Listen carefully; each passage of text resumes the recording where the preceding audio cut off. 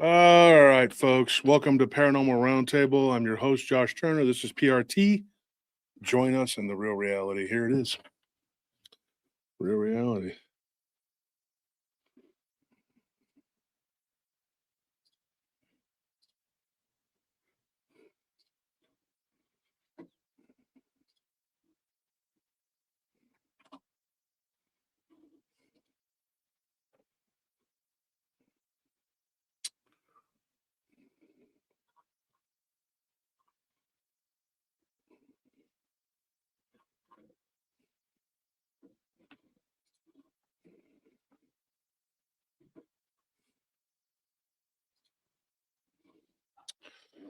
Sitting here reading something from a colleague of mine. It's interesting.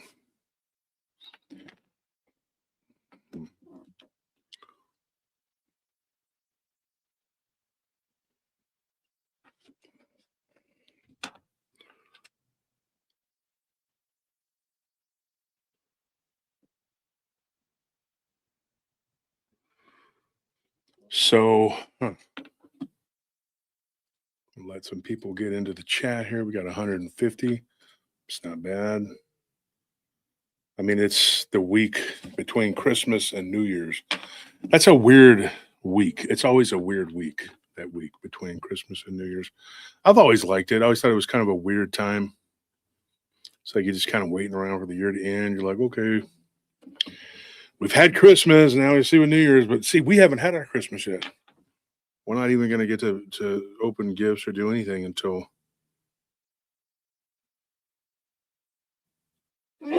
bless you. Oh, thank you. But don't keep hogging up the blessings. You got to get it over with. Keep just. I'm gonna get all the blessings I can get. You only get a couple. That's it. I need them. I need all the blessings I can get. Why do you need them? What? Because you're wearing a pajama shirt. Why wouldn't I need them? Your shirt looks terrible, by the way. Like what? No, it doesn't. It does. It looks like you're wearing. Fine. It looks like a pajama shirt. You got no jewelry on. You just look ignorant and trashy. We're running around all day. Like we left the house like this afternoon. I thought we were just gonna go run an errand and come back. Let's take a vote, folks. You knew we were gonna be gone all day. I told you that, folks. Let's take a vote. Does he look like he just rolled out of bed with pajamas on? Oh God.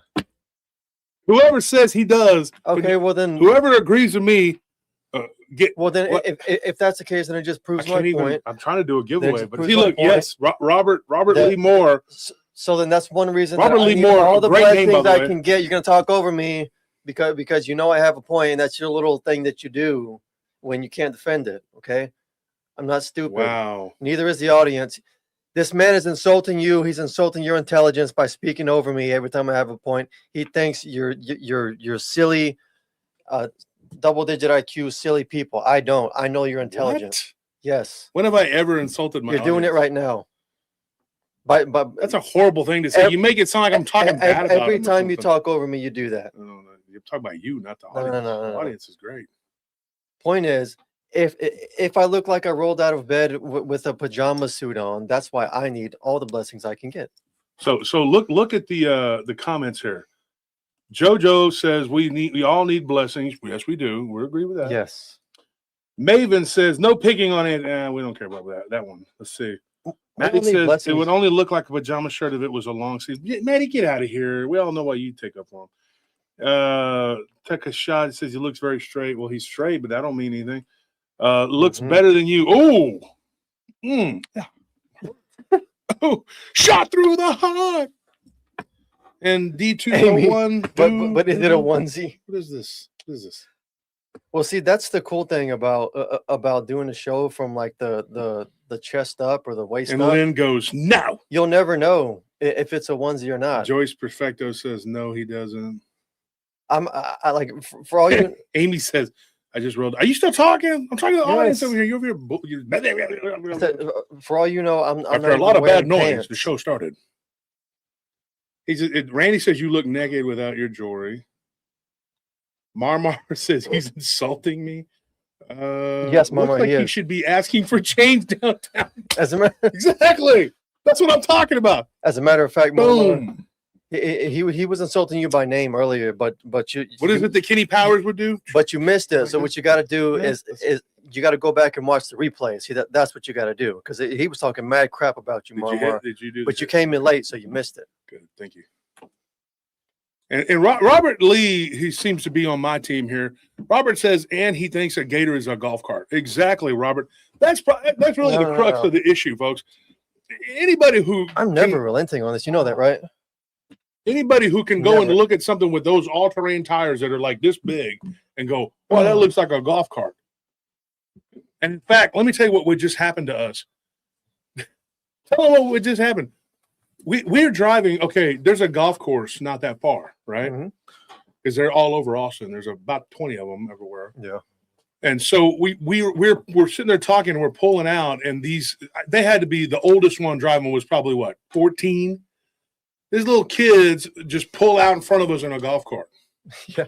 And a Gator. And then when we're sitting there waiting, some other kids come up driving by in a golf cart. These are little kids and they're running. I get it. It's Christmas. Oh no, wait, winter break. Oh yeah, it's You're on winter break. Holiday break. Austin is full. Yeah, holiday break. Austin is full of weirdos. Yeah, perverts. Okay, and a bunch of weirdos that are weird. I'm gonna leave it at that. I'm not gonna get too technical. But you should not let your little children driving around in golf carts in the dark, even though they had a little light on the end of it, whatever. Those things can't go very fast. And it's probably good, but these people drive like crap, first of all, and then there's a bunch of weird, creepy people running around Austin. They're always there's a bunch of weirdos. What do you think they say? Keep Austin weird. Austin's a piece of crap. It doesn't even help being kept weird, dude. And you just let your kids run around like that, and they'd pull right out in front of us. We could have hit them, but luckily we're normal, clear-headed people that aren't on dope and not drunk. And I said, "Look at that kid driving." He turned. You could see he was a probably 13, 14-year-old kid, and there was a little kid on the back of the golf cart who was probably like 6 or 7. Yep. Where are their parents at? I bet you anything their parents are over there saying, "I wish we could have had Biden for a second term." Yeah, we would have voted for them. I would, if Epstein could, if they find him alive, bring him back. He just was misunderstood. He was a misunderstood guy. And they have one of those signs out in the front of their house. Weirdos. In this house, we believe in science. and logic. You know what facts, that translates to? Come rob us. Yeah. That's what that means. It just means we have no guns, we have no weapons, but we have valuables. So just That's exactly what. Yeah, we're rich and can defend ourselves. Yeah, exactly. Yeah, and that's what they're saying basically. Melissa Conway says, "Who day, JT? Are you doing the New Orleans Saints thing? Is that what that is? Who day? Who dat? I remember when they were winning, there were all these like fair weather fans. There's a few of them around coming here. out of the woodwork. My cousin Bo's been all one over for Texas. 20 All of a sudden, years. He's been there were all these Saints fans. The Chiefs was a Saints fan too. All of a sudden, yeah. And they had a pretty solid team for a little while. My Bucks they decided to tank. I guess they're done. Well, but the Texans, that defense is cold-blooded, bro. I'm telling you, man. Whoever in the AFC better watch out. They've been quietly stacking wins, and they're like 11-5 now, and probably. Hopefully they'll beat the Colts and go 12-5. They're a pretty good team. Watch. So if you have a team in the AFC, you better watch out for those Texans because that's one of my teams right there. Cowboys, Texans, Raiders, and Buccaneers. Those are my teams. I've always liked the Raiders and Bucks. I started rooting for the Bucks in like the mid-'90s when they got Sapp and Lynch and all those guys. Allstott. That's when I really started, Booger McFarland, Derek Brooks, Rondé Barber. Boy, those dudes were cold-blooded, man. That was a team right there. Keyshawn Johnson. That was my team. Finally got a quarterback when they got Brad Johnson, and then they got Chucky, John Gruden, and they took him to the Super Bowl. Unfortunately, they had to beat my Raiders, but I like that Bucs team, man. I've been rooting for them for years.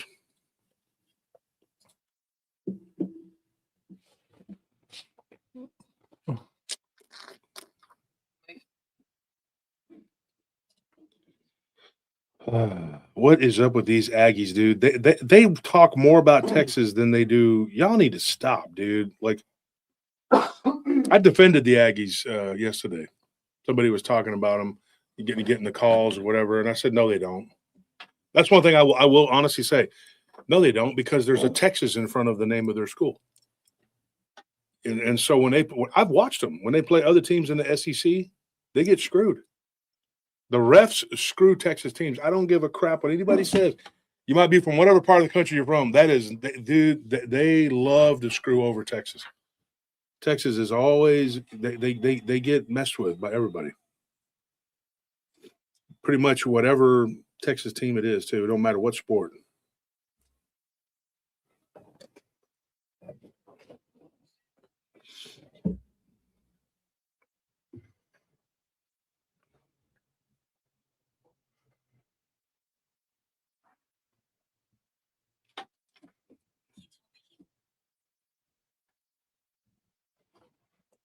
So over here, got to get started here. I'm trying to find my notes, folks. That's what I'm doing.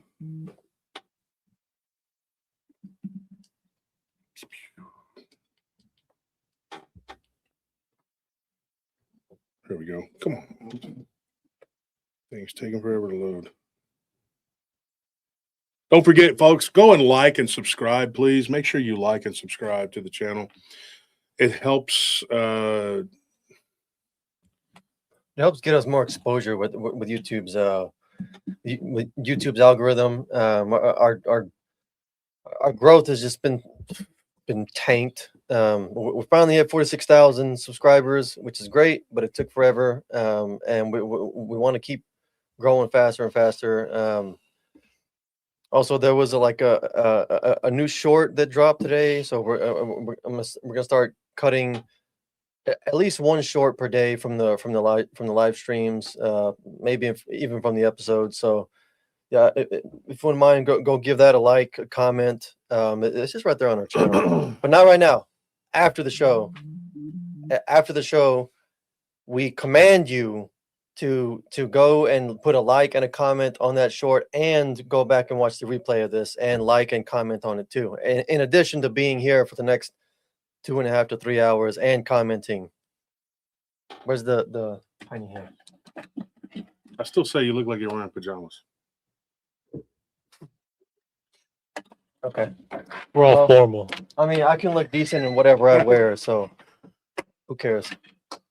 I could wear like a tattered, crappy Walmart shirt and still not look bad. So Tony lost his necklace. He got beat up by a girl at work. Hey, man.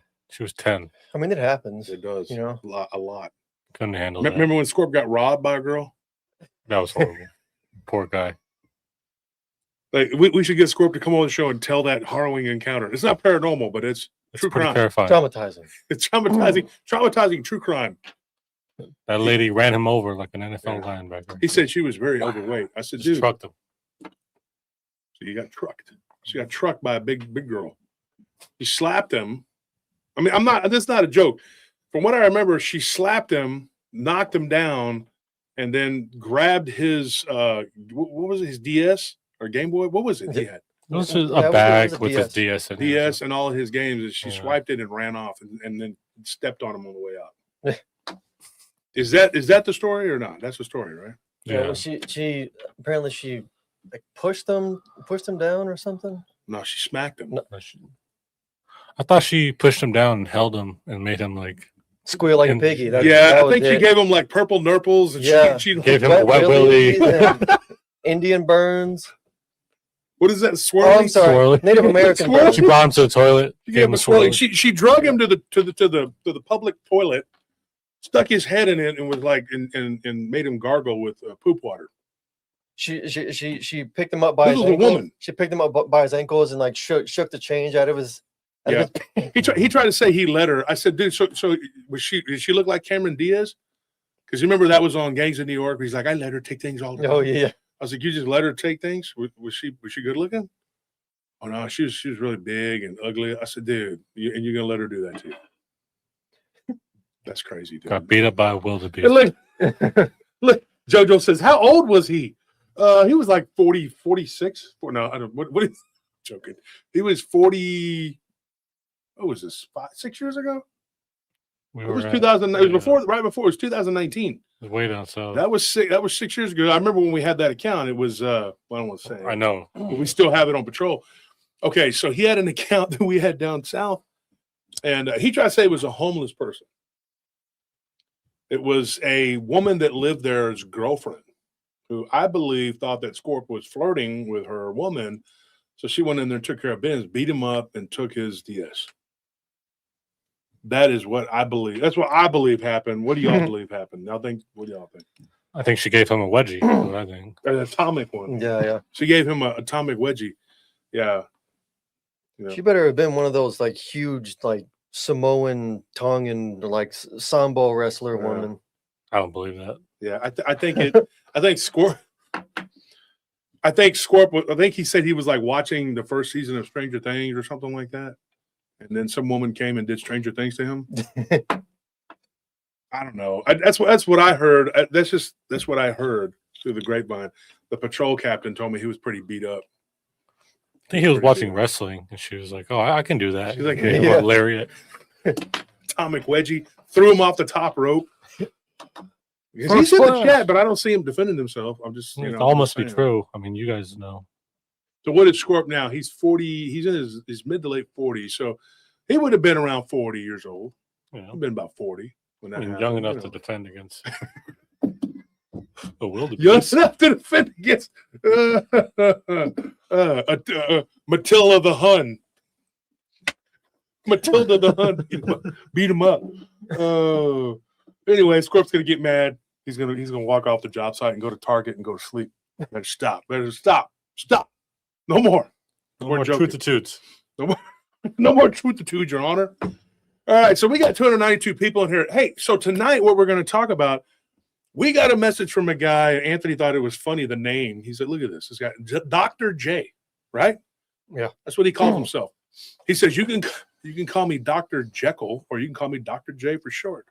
I thought he was talking about the basketball player. He Yeah. said, no, I'm talking about being Dr. Jekyll. I said, okay, Dr. Jekyll. Anyway, that's his handle. That's what he wants to go by.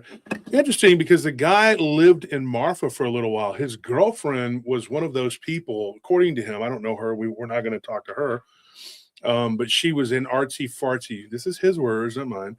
Artsy fartsy ding dong is what he called her. He said, so I followed her out there, man. And I lived out there for a little while, and it just was really boring. And nothing was going on. Except he said that he was always interested in the subject of vampires, werewolves, and Bigfoot.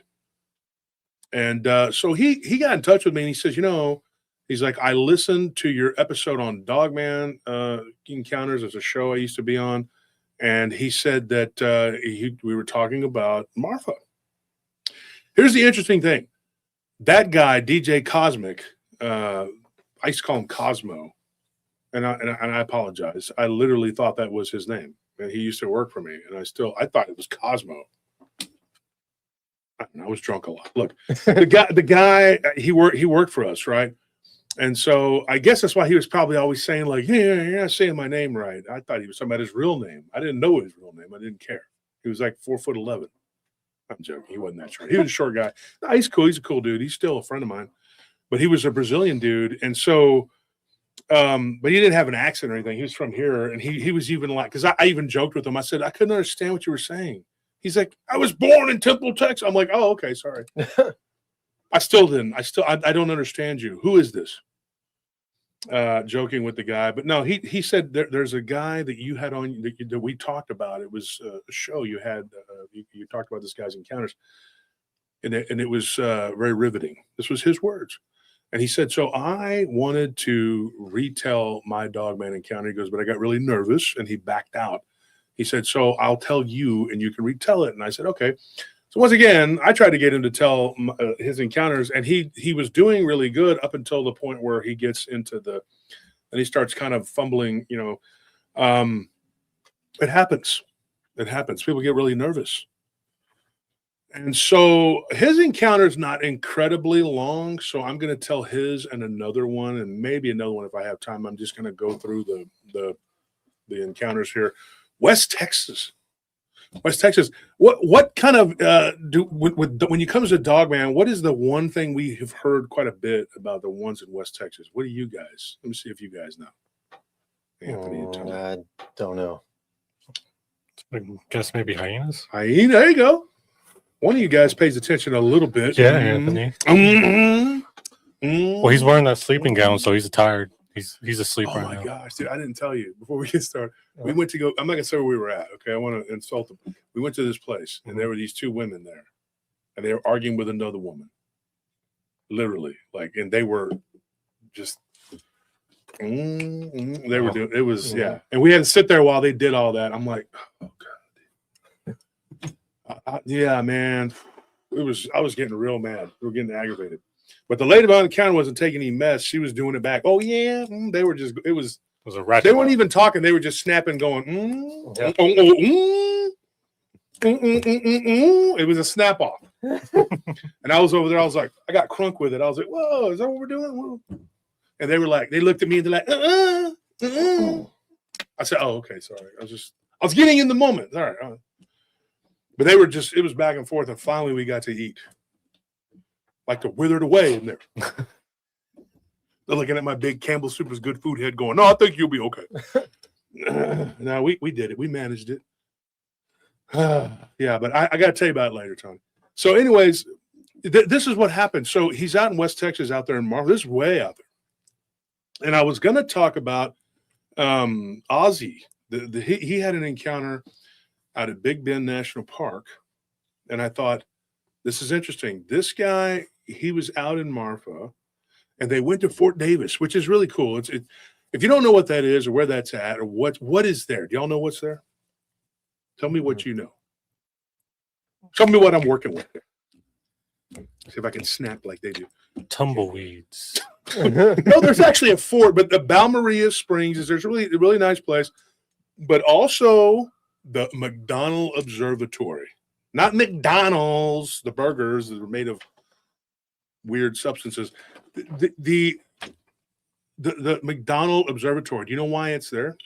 The darkest place in the state. Darkest place, maybe in the country, in the Western Hemisphere, yeah. supposedly. Yeah. They say that it is, or in the North America. Yeah. Right. It's one of the darkest places, and when you go there, it's so pretty because you can look up and you can see the stars. Well, he went out there on a Thursday night. Well, the star parties are on Fridays, at least they used to be. And this was years ago when he went out there. And he said he was driving out there with his girlfriend, and it was a Thursday, and he didn't know that you couldn't. So he ended up saying, hey, well, you know what? They looked it up, and they said, oh, the party is tomorrow. They have these big star parties, what they call them. He said, so let's go ahead and let's rent a cabin, a little hotel, whatever it is they have there. So they did, right? And he says that it's not a big town. There's not a lot going on in Marfa or Alpine or Fort Davis, but it is pretty. I'm not a big desert person. I'm not a big into the desert, but that's a very pretty area. I've always enjoyed it out there. I used to go out there to visit my grandparents out there. And so I spent a lot of time running around out there. My friend, my grandfather had a friend, and my grandfather called him Paco, but that doesn't mean that was his name.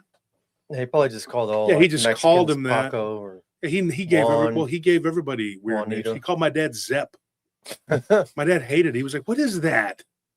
Literally, my dad's just like, "What? You just thought that up and just called him Zepp forever, and it's just a dumb name." Called you Joshy Boy, right? Josh Boy. Yeah. What? Why? Weird. Just weird. He's a crazy guy. So he called this guy Paco, and this guy had like a menagerie, literally. He had animals, and I could go and play with them. He had a coyote or a couple of them that he had caught.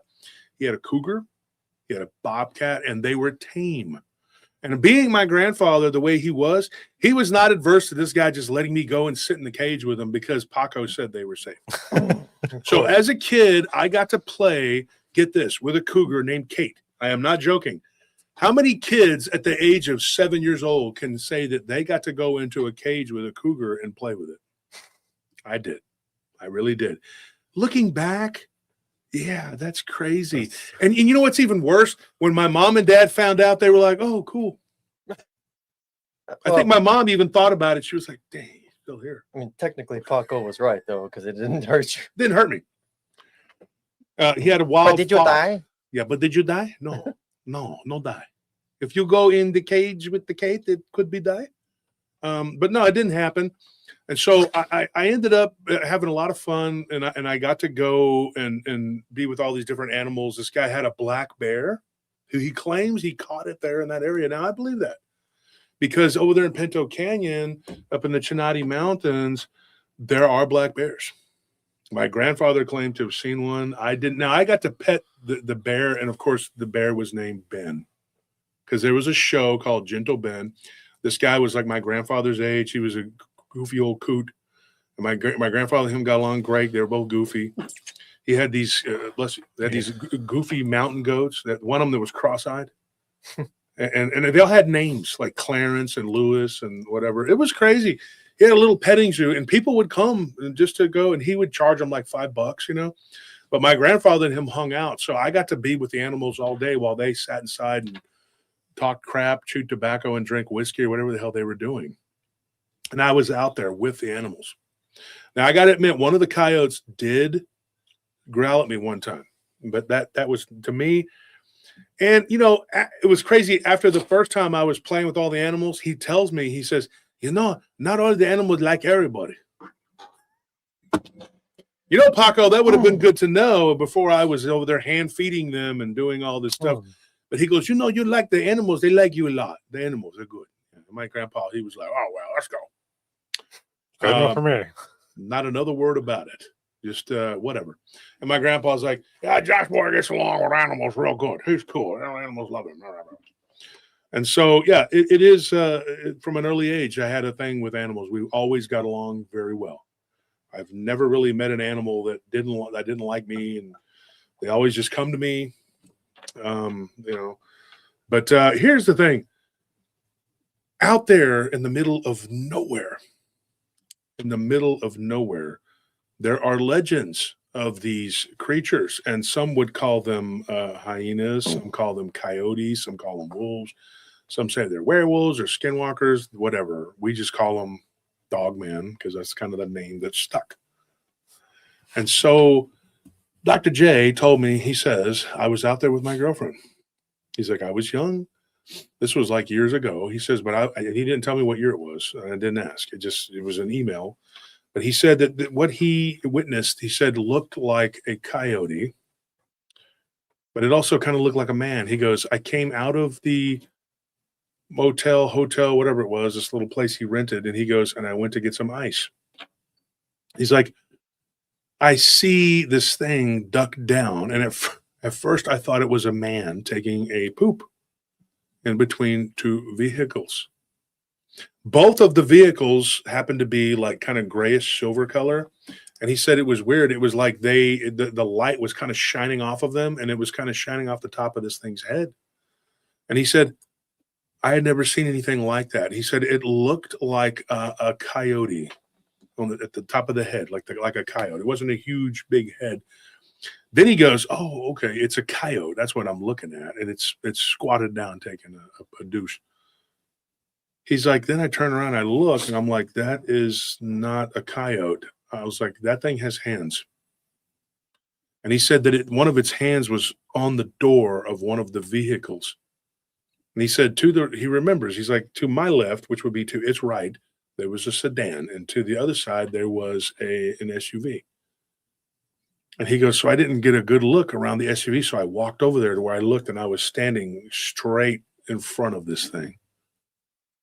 He's like, and then I realized that this thing didn't have normal legs. It had pants.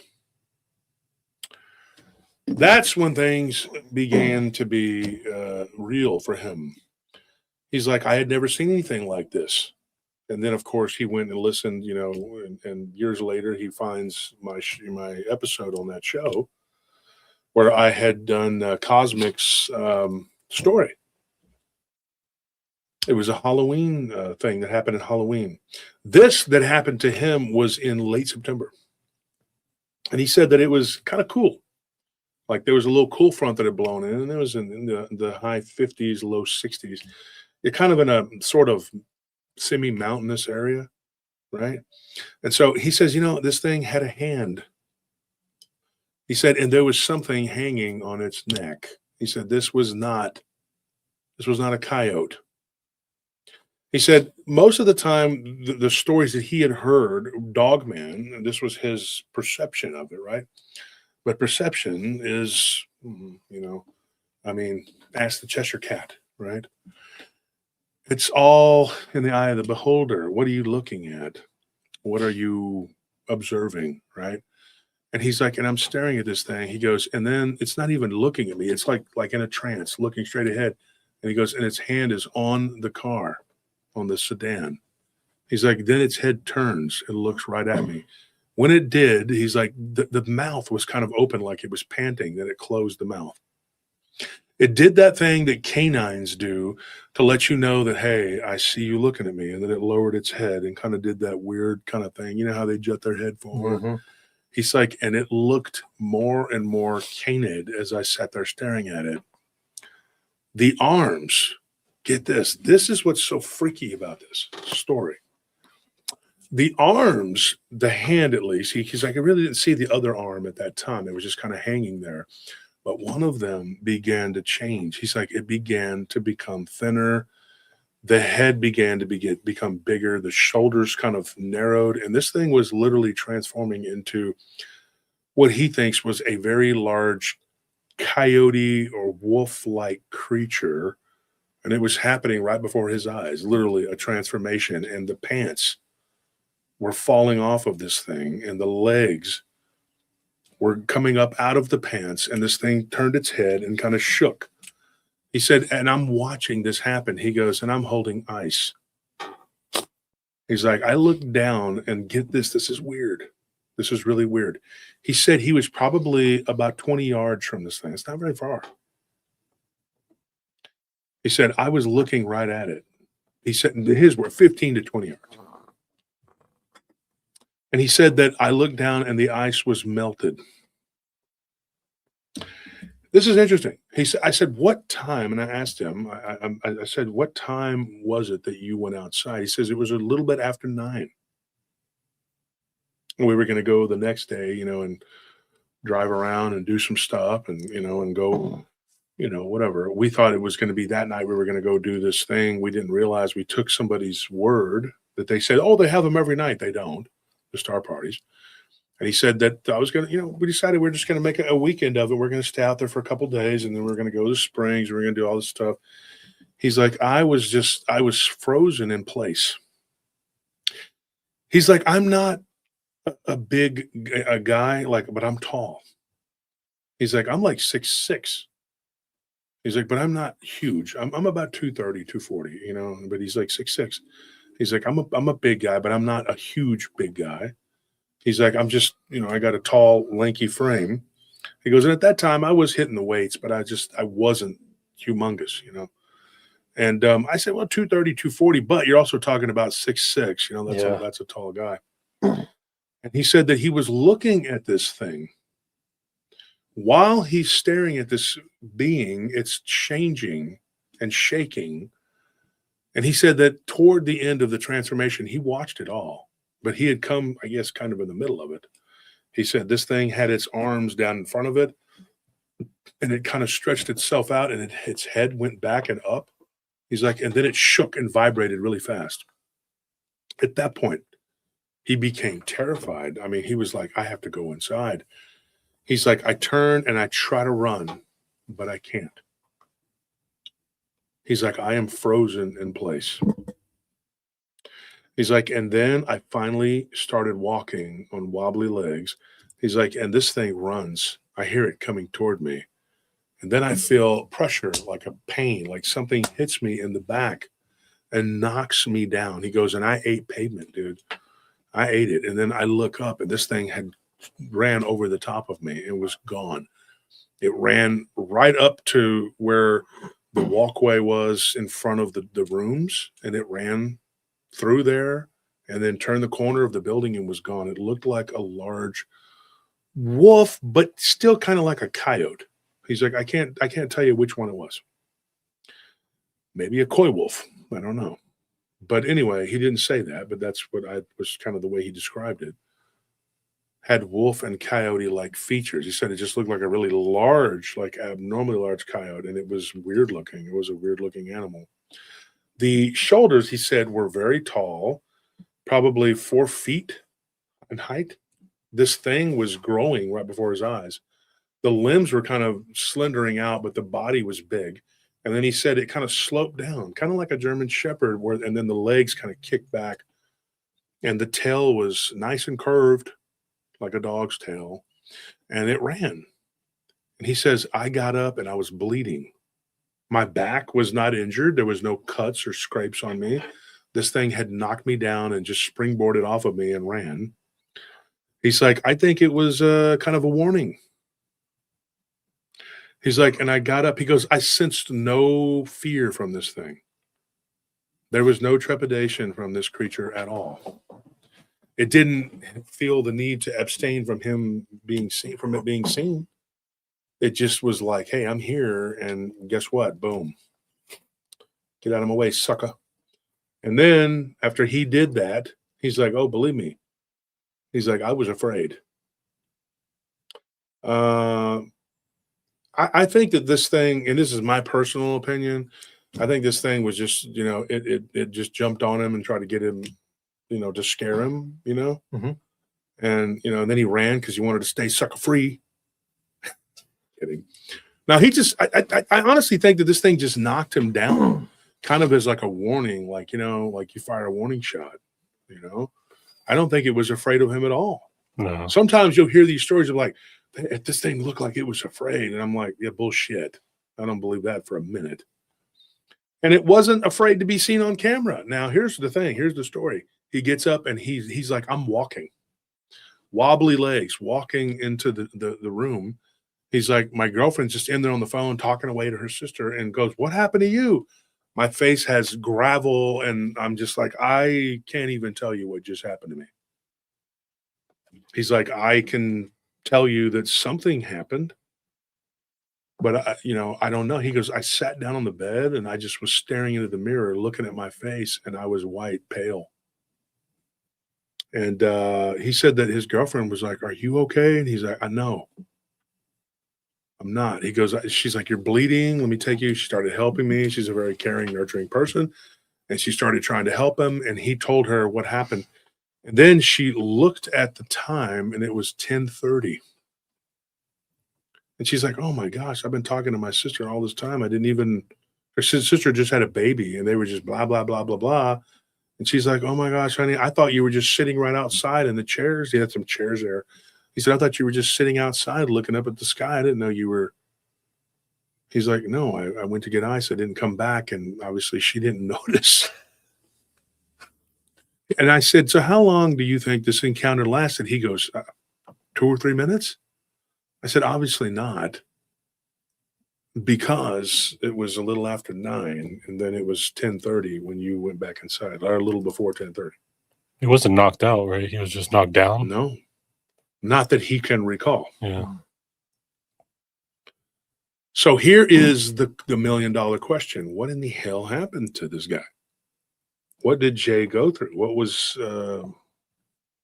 Well, actually, that kind of perfectly segues into like something that I'm thinking, which is an even kind of more disturbing thought is that like one way to look at it is that this creature ran through this dude, basically knocked him over and springboarded itself off of his back as a warning to scare him, right? Mhm. But if that thing just wanted to get away, it could have gone any number of. It could have gone any other direction. So, but it specifically like made a beeline to the direction that he was in. So, in my mind, I'm asking, what if that creature specifically went that direction when it could have gone any other direction because it was running from something itself? And then now you say that this guy, after that happened, now he's got this missing time. Do you think? And you said the witness, Dr. J, also told you that he sensed no fear from this creature. Yeah.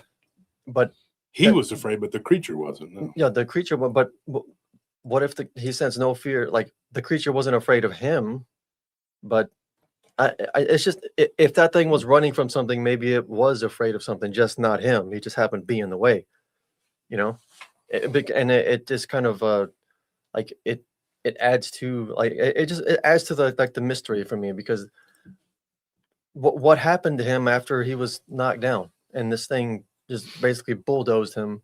He's got this missing time now. I think, and I want to, I'm going to say this, and I don't want to be like, bragging on ourselves, but I'm going to say this. We started talking about the pocket realities. Mm-hmm. And now you're starting to see people talking about that. Well, we did talk about this because I think these things take you to another reality. This is an idea we've always kind of had. Like we've kind of played around with it, but we weren't sure exactly what to describe it or like what the phenomena really was. But I think like more recently, we've kind of just been a little bit more steadfast and being like, this is probably what they're able to do is take you into this pocket reality. And I disagree with Anthony in the sense that it might have been running from something, just in this fact that, like you said, it had so many different options to run. I think it purposely knocks him down to force him into this Oh, pocket reality. yeah, that's one way to. Yeah. So that like it could escape more easily, or like and that's probably why it wasn't afraid of cameras or whatever, because it was like, okay, I'll just boom take him to this other place, let him sit there for a couple whatever as I make my getaway, and like I don't have to worry about being seen by him, and he'll be gone. Like it'll be hours before anything happened, so he's not going to really understand what the heck what's going on, and no one's really going to believe him. And if they do check the cameras, they're just going to see, I don't know, maybe him laying there for hours. Like who knows? Yeah, like the whole missing time thing. Like, I noticed that kind of, and like you said, it's not really like a braggart thing, but I feel the need to point it out. Like that phrase "missing time," but before PRT hit the scene, but before you started making these connections and you had this goal of bringing all the different aspects of the paranormal together, the phrase "missing time" was like Relegated to UFOs. Yeah, it was kind of inextricably linked with alien abductions. But now we're seeing that a lot of cryptid witnesses, a lot of Dogman, Bigfoot witnesses, they report the same thing, and they've probably been reporting this for years, but it hasn't been reported because nobody wants to tackle the full spectrum of it because it's a lot to take in. Like this what we're talking about right now, I think that one of the things that we're dealing with and have been dealing with for a long time is that it's all connected. All of this stuff is connected, and that's something that people have been ignoring, I guess. People will get an encounter and they'll retell it, and I'm not bagging on anybody. There was a guy that recently had reached out to me about a witness that we shared. And he had told me that he didn't think that this guy was on the up and up.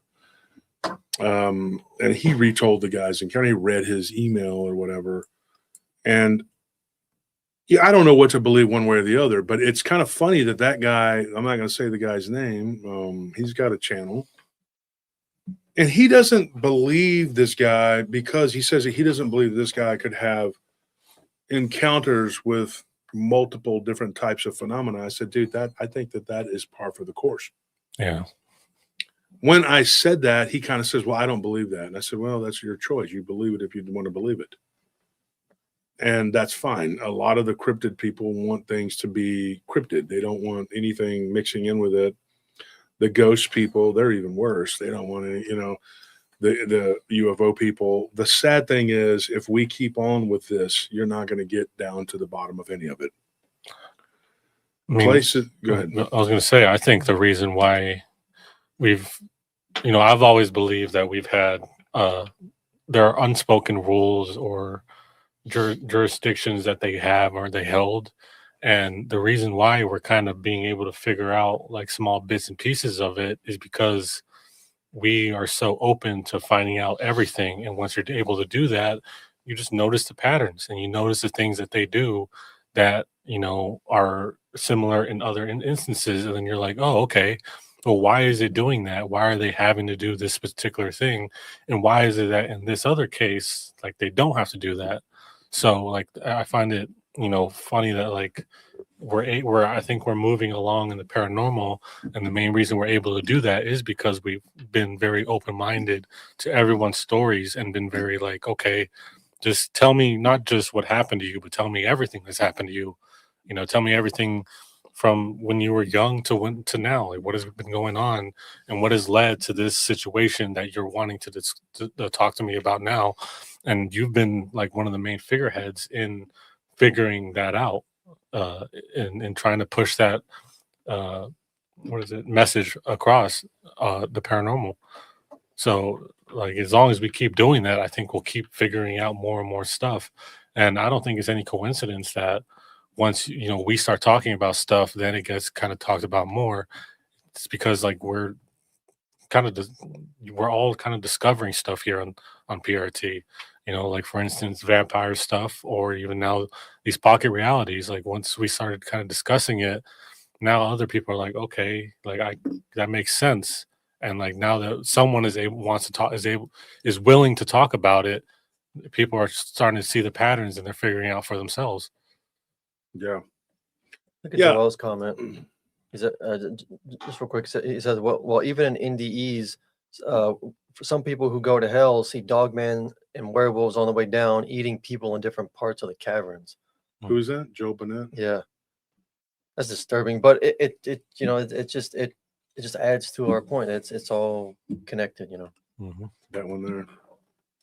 And also, I want to give a shout out to somebody had mentioned Melissa Cronenwitter had mentioned about Joe Barger was on Merkel's show. Two good guys. I like Tony and I like Barger both. Yeah, Nice guys. Worked with both of them, and kudos to those guys. They did a good show. I didn't watch it, but I've heard. I take people's word. There was a bunch of people who said it was a great show, and I'm sure it was. And I guess they mentioned me or something. But thank you for that. I appreciate it. Also, Merkel, just like my wife, has something going on. His wife has had some health problems, so pray for her. She's had cancer, and so my wife has asked me not to talk about her situation, condition. We got attacked by people, very not nice people, and I'm not taking it into the new year with them. So good luck with that. If you're going to sit here and think that I'm going to play games with y'all and go back and forth, not. We're done. We're absolutely done. You're relegated to irrelevancy. So there you are. So you're not going to get any more responses. We got things to do. Here at PRT, we have bigger fish to fry than messing with these troglodytes that have a problem. Go have a problem somewhere else, okay? My audience doesn't thrive on drama. They don't want drama. They don't like drama. And I've been messaged by many, many people that they don't want to hear about it. They don't want to do it. They don't want to deal with it. And I don't either. It's a daily part of our lives. But you know what? I'm not going to bring it to you. We're just going to drop it. We're going to let it go. And these people are going to just be in the waste bin of history when it comes to this community. Yeah, they'll get a few soft in the head people to believe the lies. But for the most part, what does it matter? We here at PRT are committed to just moving on. They are people that are they how do you say it? Like they're impeding our progress. That's what they're doing. They're impeding the progress of the show. They're impeding the progress of the community. And the only thing I can say about these people is they're never going to stop. Never. And after the first of the year, I will continue with what I need to do. And I'm not even going to say anything else because that's it. The less I say, the better for right now. So let them riot, right? Who cares? And it has taken a physical toll on my wife, and so we're not going to do it anymore. I have things to do. We all have things to do, and it doesn't involve that. And so here's what I'm going to say. This community, since we've been in it, we've talked to so many different people from so many different walks of life. who have said some of the same things about these entities, about these beings. We've even had people who have had, for lack of a better term, like gnomes. I don't know what you call them, gnomes, maybe elves or. Mhm. And I'm convinced that that one case, that was a creature that was gnome or elf-like, shapeshifting into a werewolf. Now you would say, for the most part, wouldn't it be like a person would do that? Not necessarily, because I think these things could do just a number of things. I mean, if a person can do it, then a spiritual, if a person can do it, then a spiritual entity can do it. I mean, these non-human entities have been around. Like their lifespans are like several times the lifespan of a human being. Like imagine all the things you could learn over the course of like thousands of years of being alive. I think that's what these things are. We can't wait to hear it, Paranormal Oz. Tune in tomorrow night, guys, for people's encounters that they'll tell themselves, and that's on Mondays. We do that on Mondays. Things have been kind of topsy-turvy the last couple of months because we've been going through Thanksgiving and then Christmas, and then, it's just been whatever. Mhm. But we will bring it to you tomorrow. Tomorrow is Monday. And then don't forget Tuesday. Tuesday, we're going to do the live stream again because Wednesday we're going to take off so we can have our Christmas finally on New Year's Eve. So, yeah. But I am convinced that what happened to him, this is my opinion. I think he was taken to a pocket reality. The place where he was at, they did have cameras. And the next day he did tell the guy about what had happened. And get this, there was nothing on the cameras at all. Nothing. All there is just, he goes, at one point you can see my arm on the camera as he's walking with ice. He goes, then I stop, and then you could see me standing there, kind of part of me anyway, and that's it. But the guy said these cameras are bad, and they glitch out, and they're messed up, and whatever, and they were really old. But there was nothing. You didn't even see him in the parking lot. And he's like, how is that possible? And I told him, I said, if you are being taken to another world, another reality, so to speak, what evidence would there be? I was watching BMR last night, his show, and he was on there with the blondes and booze, the nice people. And one of the things that they talked about, and BMR was saying that he would go through a portal. And I'm going like, man, that you have to have some real sand to do that because, man, you know the story we talked about where the guy went through a portal and ended up falling out of the sky. Yeah. And like that's probably like one of the least bad things that could least terrifying things that can happen is because at least that's a portal that just took him to another part of this physical reality. I mean, you don't know what you're stepping into. It's terrifying to think about. I mean, I imagine all like the Warhammer stuff and how like when the warp, yeah, you enter it and you can just randomly teleport to be like in the ship itself, so you're just stuck in metal. Like, just imagine you teleport and you're just underground. It's like some Event Horizon type stuff. Yeah, that would be just take. What if you just go into the middle of the ocean? Or any ocean? You're just there. Either you're going to drown, you end up in the Marianas Trench, or you just get eaten by something. Either way, it's just a terrible. You're pretty much done. The last thing you see is like some demonic underwater kingdom at the bottom of the ocean or something, and then everything fades to black as you drown. That's the last image you have. Well, I had a story from a guy, and this isn't what we're talking about tonight, but I need to get into this one day. And he was talking about, he believes he went through a portal when he was out camping, and he was in Michigan when this. I believe he was near Lake Michigan. I don't know exactly where, but I remember just reading it recently. It was very recent, like maybe beginning of December. And he was saying something about like going through a portal, and he was in water, like maybe Lake Michigan. You know, he said the water didn't taste salty, but he almost drowned. He was in this deep water and it was just waves and he was just in the water. And then he finally just kind of gave in and was like, well, I can't swim out of here. I'm done. And he just got really tired and gave up. And then he woke up and he was in his tent, but he was wet. Ugh. He was soaking wet and cold. Jeez. So what was that? I mean, there's more to it. I got to go and look and see if there's, you know. Ocean's always terrifying to me. Dude, any large. And there again, last night on BMR, on Bigfoot Michigan Rob show, they were talking about, it was a very good show. You should go check it out. I really liked it.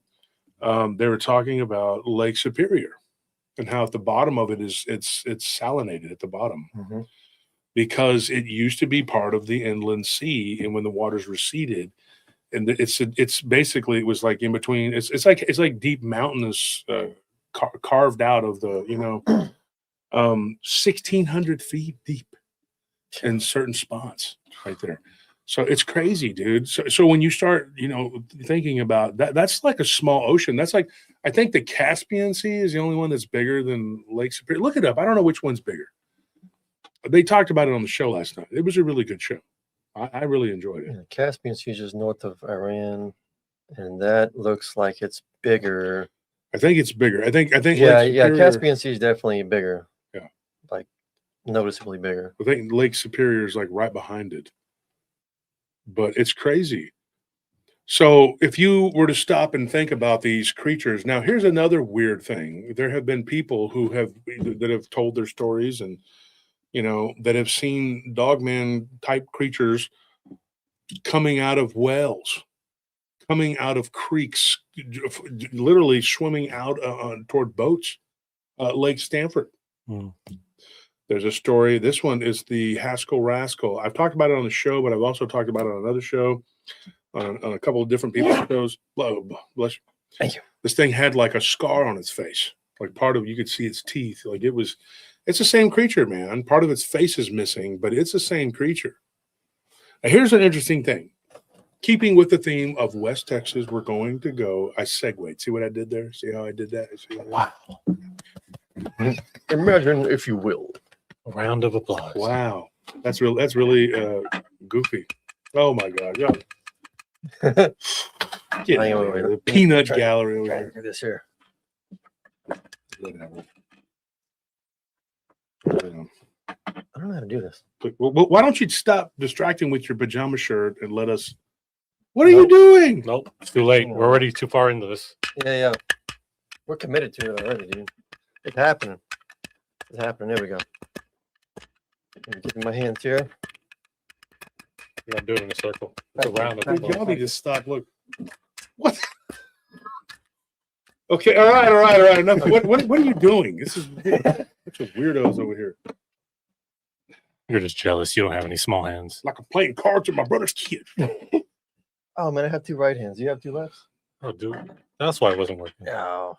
We messed it up. All right. But keep these separate. Can't do nothing right. Yeah, y'all can't. This is really terrible. Most disturbing. So here's the thing. We're talking about what happened in West Texas. This would be like Northwest Texas. Now, what's interesting to me about Haskell is that I used to live there as a kid. And we moved back when I was like 8 or something like that. But here's the crazy thing. When I was a child, we went to the Baptist church, but the Methodist church there in town had the best camp. We had a summer camp that they went to. My sister's best friend and one of my mother's best friends was they convinced us that, let your kids go to the camp with them. The Methodist isn't going to rub off on them and give them the meth. Just let them go be meth, for a while instead of BAP. That's why they're called Methodists. That's why everybody tells me to try meth. Try it. You don't always get addicted to it. Try the Methodist, Don't be a quitter. But my dad is now a Methodist. It's crazy, right? So here's what we ended up doing. We ended up going to this camp for the church, and there were a bunch of the kids from the Baptist church, and we ended up going to the Methodist church camp. which was really cool. It was out near Lake Stanford, and it was on these people's property, and it was fun. And one of these guys was telling the story of the Haskell Rascal. I think I might have told this on the show, but before, when something jumped out of a tree and literally attacked this guy. Now I didn't see what it was because it was pitch dark out there, and they were trying to get spooky, whatever. And so there was a fire, and he walked off by this tree, and something jumped on him. We thought it was like a joke. We were hoping anyway. And then later on, we find out that the guy really did get attacked, and he didn't know what it was. He claimed it was a bobcat or something like that.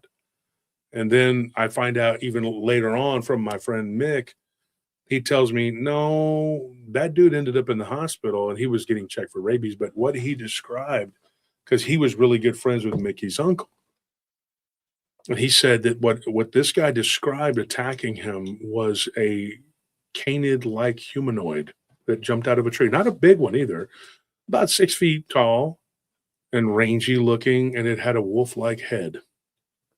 And that it attacked him, scarred him, bit him. I just remember him being put into a white pickup and driven away.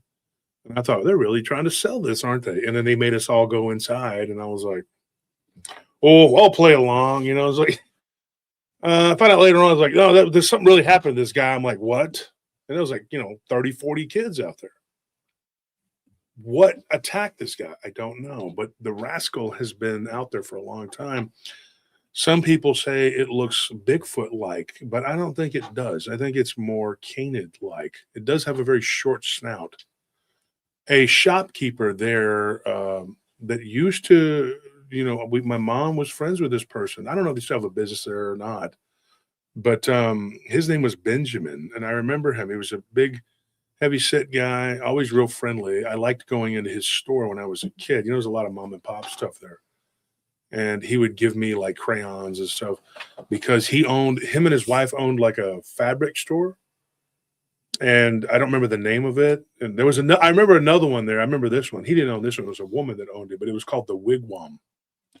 It's a native term, whatever, but it was called the Wigwam. But that one, I can't remember the name of it. It was called like Threads or something like that. And he was always in there with his wife. And I liked them because they would give us coloring books. And then if you got to know them, like my mom just got to know everybody, sometimes they would give me comic books and just let me take them. They give them to you to read and he'd give them to me and say, you can take them. And the guy always had like stacks of Iron Man and Green Lantern. So those became two of my favorite characters. One is, of course, Marvel. One's Marvel and one's DC, but I like both of them.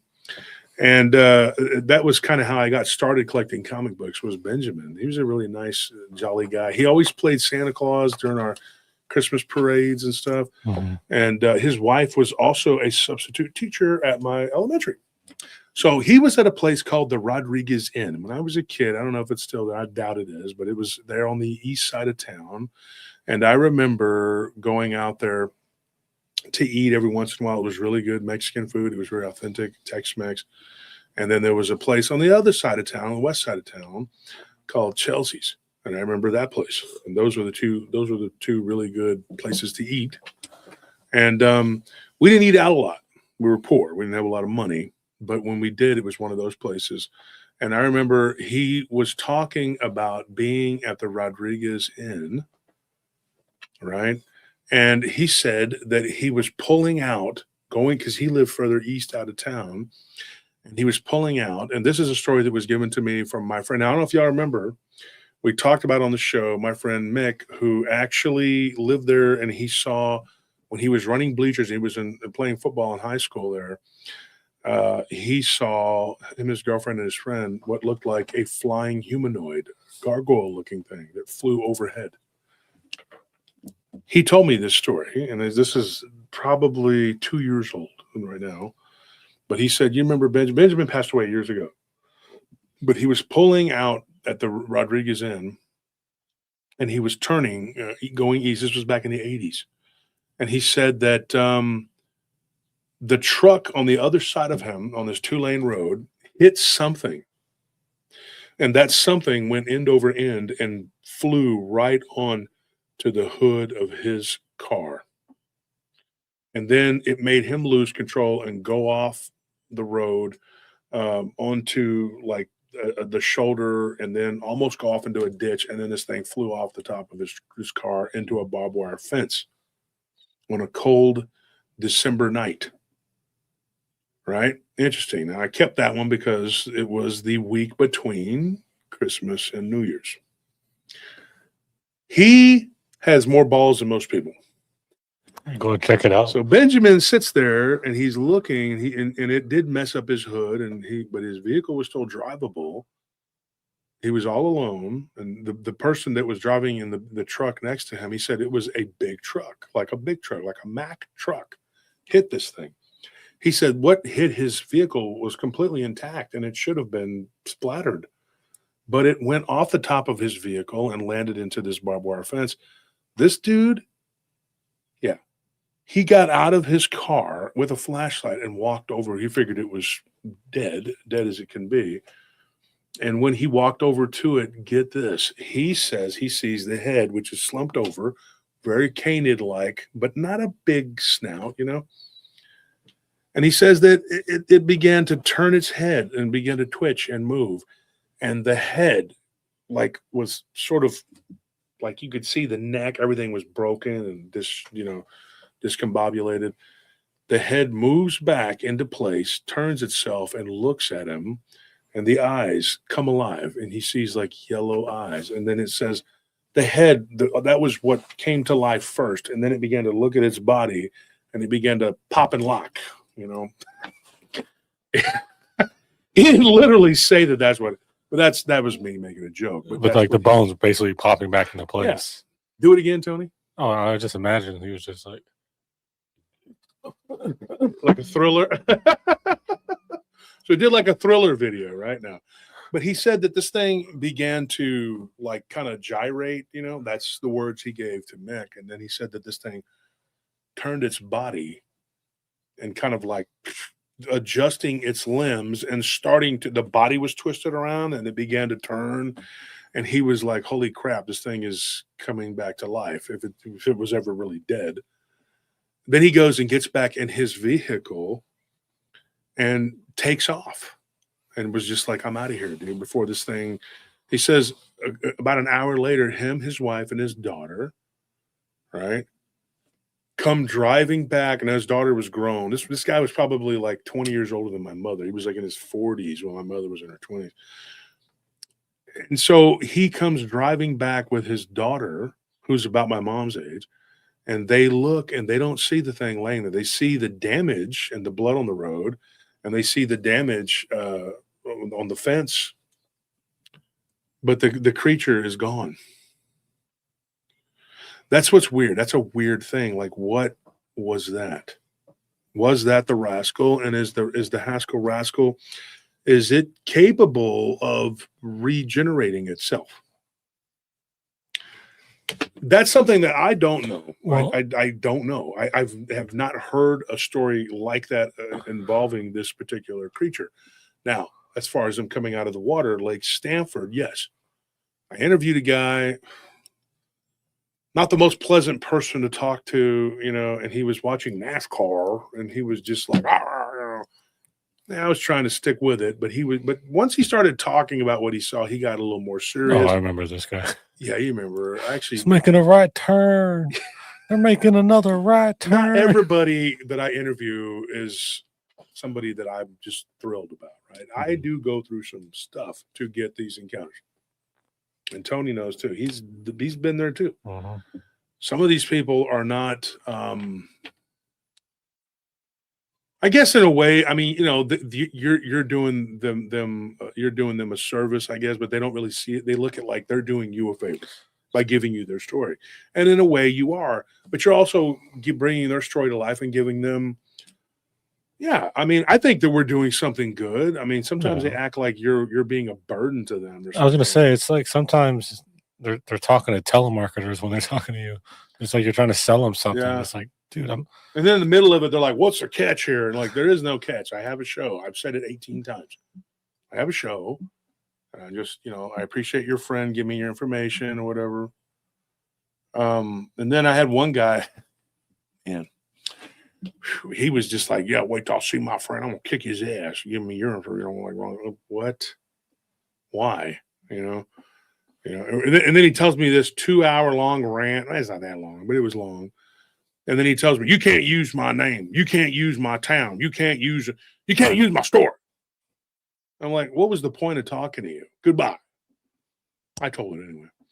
You say there was grass and dirt. No, but I told the story anyway, dude. And then his friend said, oh yeah, he's just like that.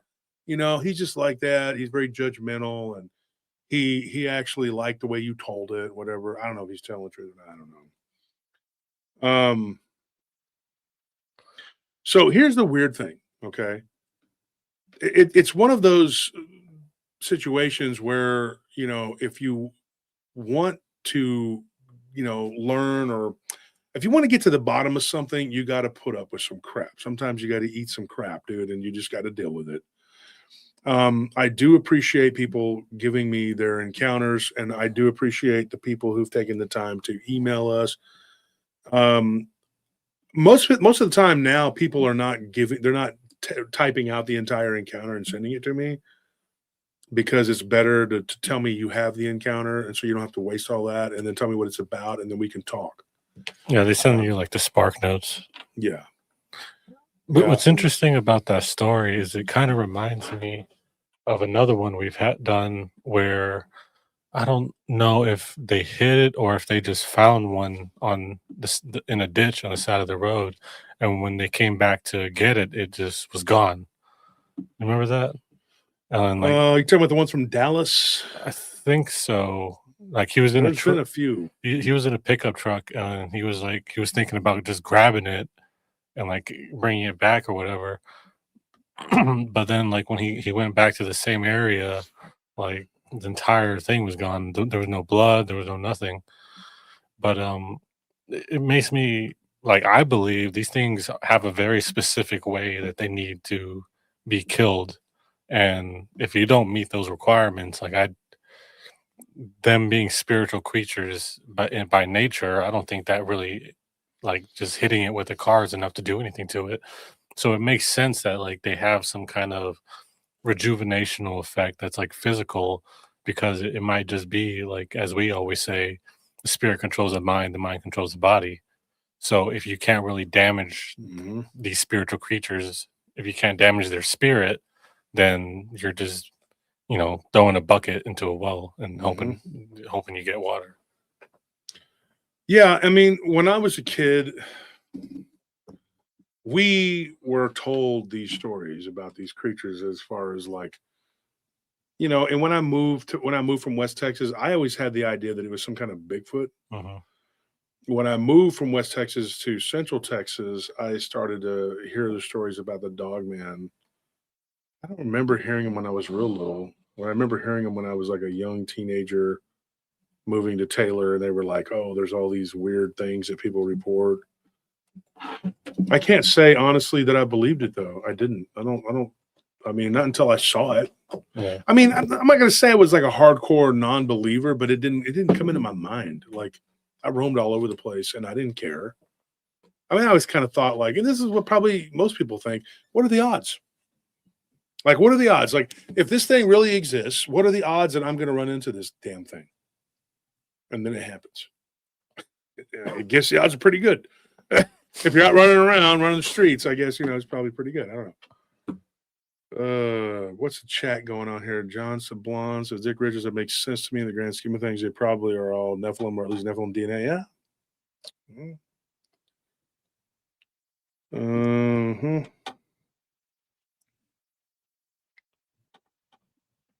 And then, John Sablon says, I'm convinced that it has something to do with your DNA. So I don't think you're talking about me specifically. I think he's referring to people's DNA that see these things. I don't know. Could it be? What do you think? What do you guys think?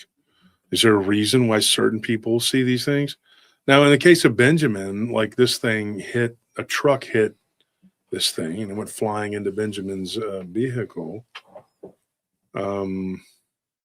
That's interesting too, because I remember that guy, and I remember specifically he owned a store there, And his brother owned one in the next town over, like in Mundy, Texas. And if I remember correctly, they were actually Jewish.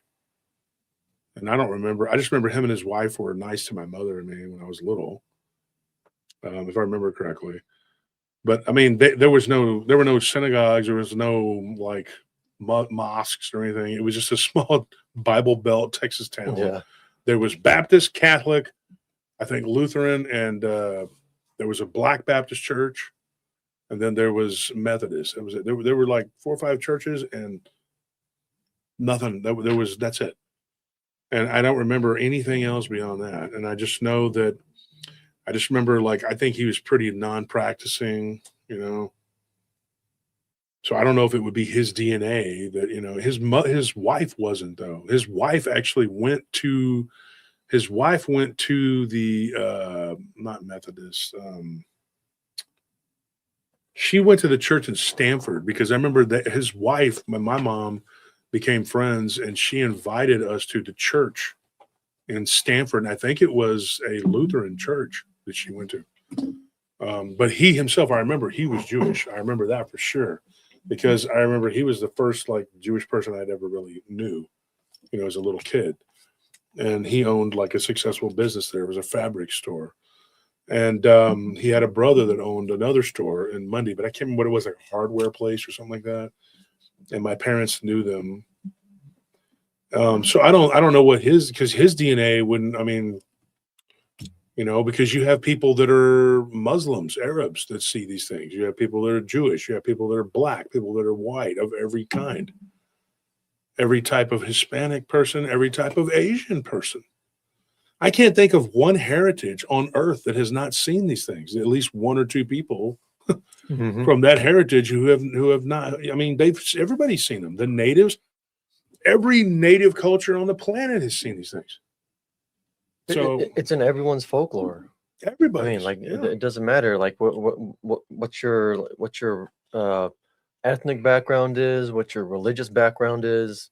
It's just it's a universal thing, and they call it by different names. They describe them in different ways, attribute different abilities to them, but like at its core, it's the same thing. It's a shape. It's some sort of being that it shape shifts into these things. The thing about the Haskell Rascal, when this thing, you know, when I was a kid believing that it was a Bigfoot, and then this guy sees this happen, and I know that I was at the camp where the guy was supposedly attacked. I thought it was a ruse, like a joke. My friend was telling me, no, it wasn't. Something did attack him. What it was, I don't know. I didn't see it. He was back at a tree doing something. I don't know. Maybe he was using the restroom. I don't know.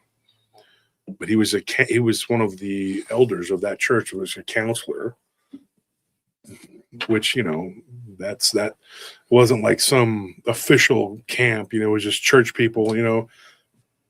Anybody could be a counselor, I guess, if they were willing to put up with a bunch of rowdy kids. I remember everybody was really nice. They were really nice to us. And they had like, funny though, that Baptist church there, they had a haunted house every year. The Baptist church I went to. It was fun too, man. It was cool, man. They had like a little spooky in all the different rooms in the church hall. And, you know, you're not supposed to do that, because I remember when I was in the non-denominational church, they were like, oh, no. We don't celebrate Halloween. We come here and we pray during Halloween. And so my mother was like, yeah, I'm not doing that. I'm not sending my kid up there on Halloween to go pray, whatever. Not that she was opposed to praying or anything. They went to church all the time.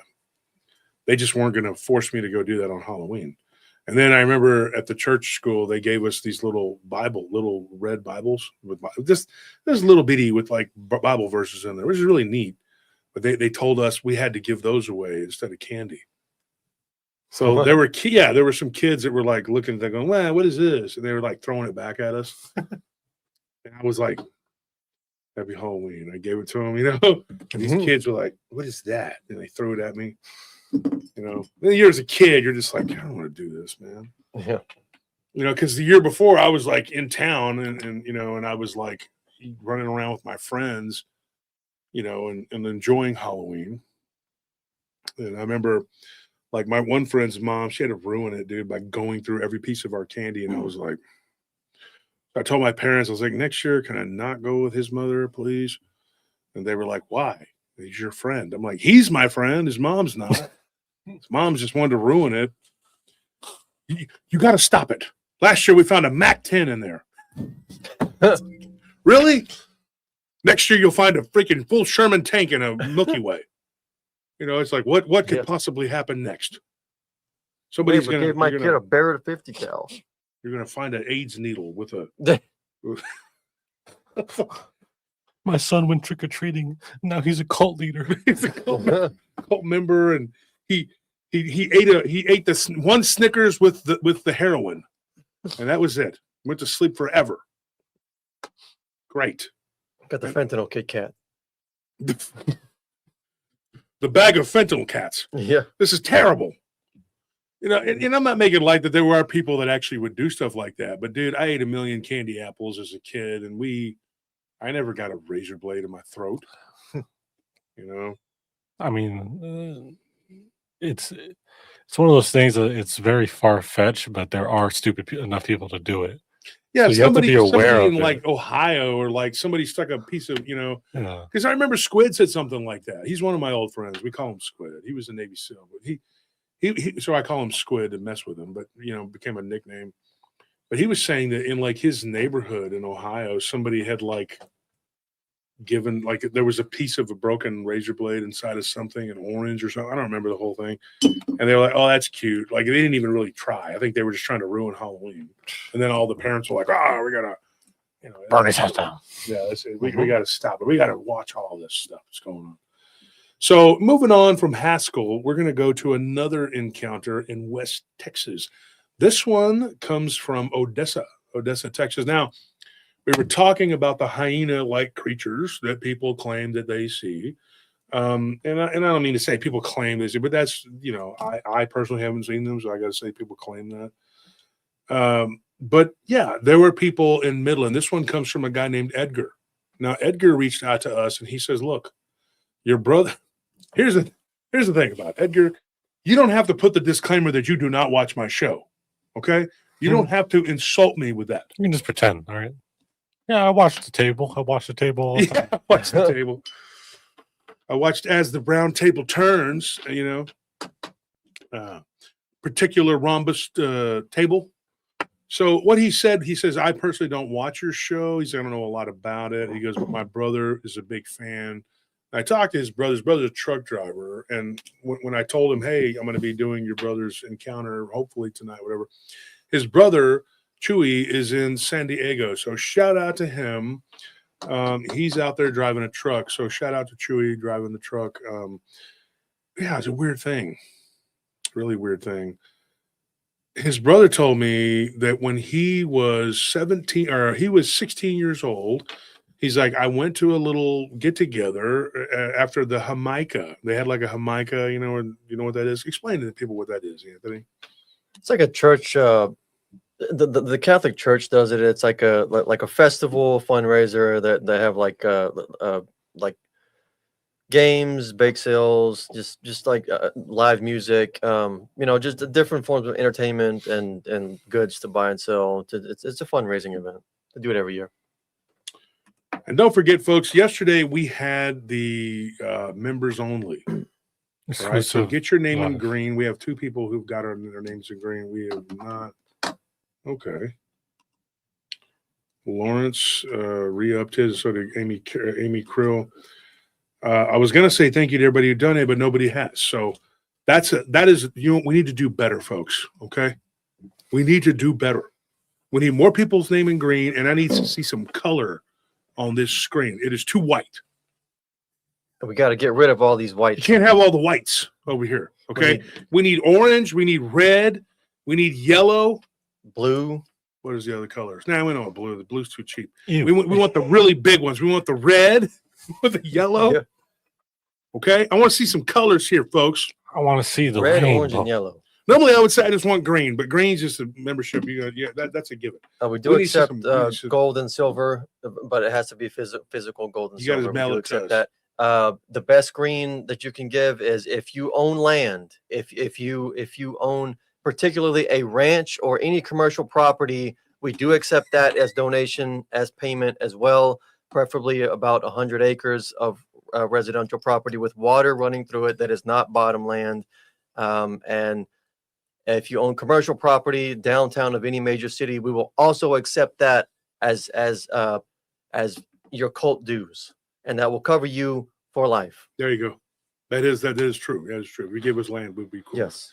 Just deed your property to us. Yeah. I'd love to have a little bit of a gift here now and then. Just spreading the word about Dogman. Now I'm not too greedy. I'll take a couple thousand. It's all good. Doing my boots on the ground now. Good thinking, Amy. You're thinking on your feet. That's why we love you. Mineral rights. We also accept if you want to sign over the mineral That's rights. If you don't want to give over your land, if you will sign over the mineral rights too, then we will also take those. Yeah. And we'll reluctantly take skyscrapers. I mean, it's like, what can you do? We understand the time. So Real quick, and I promise we'll get to Edgar's story here. Matt, okay, Matt, I'm going to tell you something real quick. We're going to segue into this. He says, Wolf, is it too late to invest in silver? How high will it get? Our banks say. Gold is sitting at what, 45, 40, so whatever it is an ounce. I would say don't try to. Gold is like trying to invest in cattle now. It's too late. Buy silver. Go ahead and do it. It's going to hit 100 probably by March, if not sooner. Now it's skyrocketing right now, but it's all based on London. Now, what happened? Just real quick here, I put a video on my Facebook about silver right before it started going crazy, and then I put another one out there. Silver is that you see me wearing this right here. It's silver. Here's the thing: silver is it's in right now, and I think it's gonna go crazy. Right? It was at 80. Silver is 71. So look it up. What is silver at? Spot and futures. It was at 80. So maybe it dropped back down, but I think it's going to hit 100. I don't think it'll hit 100. Spot is 80. Spot is 80. So what is futures? 82. Let's see. That's not right.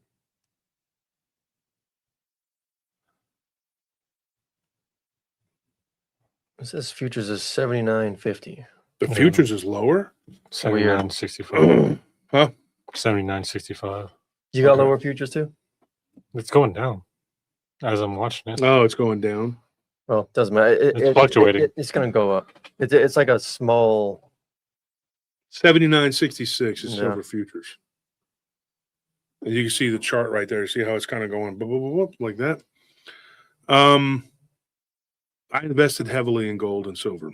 Silver, I have no qualms about how silver is going to do. Silver will be a currency, and so will gold here in Texas in 2027. I'm thinking platinum will too. At one point, if you would have invested in rhodium, you'd be a bazillionaire, because I had a chance to, and I didn't do it. But yeah. So thank you, Clover's Good Luck, for that donation. Thank you, Stanfield, for that donation. What did Clover say? Can y'all read that? W Stream, hope y'all like the Krampus versus Josh theme I made on the group, our meme. Krampus. Oh, yeah. Yeah, see Stanfield, he says, there you go. Make it rain when you got PRT dollar bills, y'all. Yes, that's what we need, dollar bills, y'all. Okay? I'm not up here for my health. You know I'm up here trying to be greedy. This is my honey pot. You talk about some low rent people. It's like, if this is how you're trying to make your living, is just doing YouTube shows, get a job. That's all I can tell you. Okay. Not going to be,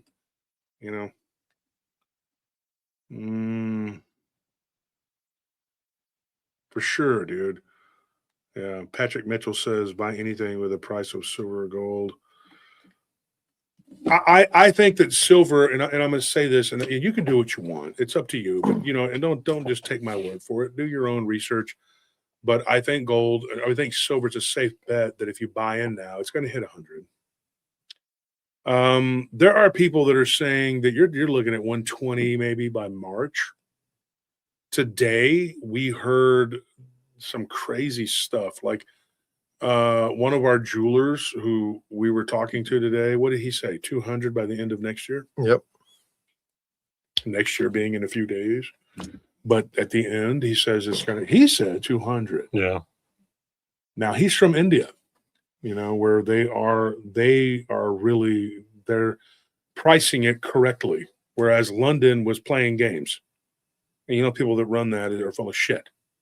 And I'm just being completely honest, not to be crass, but what they do is they were keeping the price suppressed so that they could buy it up. But they did not count on these, and I'm just going to say it. I mean, I think it had a lot to do with this coalition, with the BRICS and all that. And I think that what they were doing was pricing it correctly, whereas London was keeping it suppressed so that they could suck it all up. But they ended up with competition from South Africa, China, Brazil, India, Russia. And so I think that they ended up, and then they had to borrow silver to replenish their reserves from China. And then China said, we want our silver back, because they had to meet the demands of the people who were saying, hey, where is my silver that I invested in? And they had to make good on it. Now we're looking at a shortage. There's two things driving that shortage. It's not just a currency metal. Silver is what? An industrial metal. An industrial metal. Why? Because everybody's using it. See, that's what I'm talking about. Rita. Always coming through. Bam. Rita with the red. Rita Barnett with the red. Yeah. Red Rita, they call her. They call her Red Rita. Red Wave. That's Every right. time she shows up, she drops the $100 and $200 donations. She's dropping it like it's hot. This is a high IQ person, people. Everyone should be like Rita. She's the best Rita. We have the best Ritas in the whole world. What about your aunt? She's a Rita. She's the second best Rita. She's the best. second best Rita behind my aunt Rita in the world. Came into the room. I saw Rita. I said, wow, that's an amazing Rita. As soon as I saw Rita, I said, it's the best Rita. My favorite drink is a margarita. Mar-a-Lago. No, Valerie Bamberg says I've recently started stacking copper. Yeah, it's copper too, but the problem is it's about 10. I don't know what it is right now, but it was 10,000 a ton. So yeah, you'd have to have like a lot, to Have to have a ton. I mean, you'd have to have a ton to have 10,000. But yeah, there it is. I really think that what is Valerie talking about? Stock up in alcohol, chocolate, non-prescription reading glasses, lighters. Yeah, I can understand a couple of those. What? I don't know about the alcohol and chocolate. What's I mean, going on? maybe as an antiseptic or something. Like on Spartacus, when you got wine, you don't need bread. Yeah. You just, there it is. Dick Richards. He says it's because of the AI super centers are building everywhere. Silver and gold are using microchips and processors, quantum. You don't need to say all that, Richard. Why are you trying to sound smart? Huh? Why are you why are you talking with those big words? Huh? Why are you doing that fact talk? saying big words. Why are Like big words? it's and the. You have to do all that. Now you're showing out, boy. With your big Canadian brain. You get on out here, boy. Get on. He is smart. So yeah, thank you for the different colors of the donations of the spectrum. Thank you so much. I don't have any orange though. I don't have any orange. I need some orange. I need orange. I do. I really do. I don't have any. The yellow is really good too, but it's just, the orange. What is the other one? What's the color of the 50? Is it like a what is That it? was orange. Right? No, it's not. Orange is the 20 Orange is the 20. and a 30. I What don't is re- a 40? I don't remember what the 51 is. I guess someone's No, gonna have the to 50 is like donate a 50. purplish, reddish color. or something. No. We don't know. Someone's just gonna have to donate 50 so we can. There's only figure one it way to out. find out. There's only one way to find out, folks. If somebody gave us a 50, I probably could maybe keep going with the show. I don't know. I'm getting tired of. I don't know.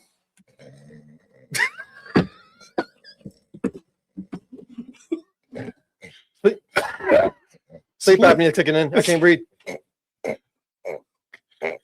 Hey.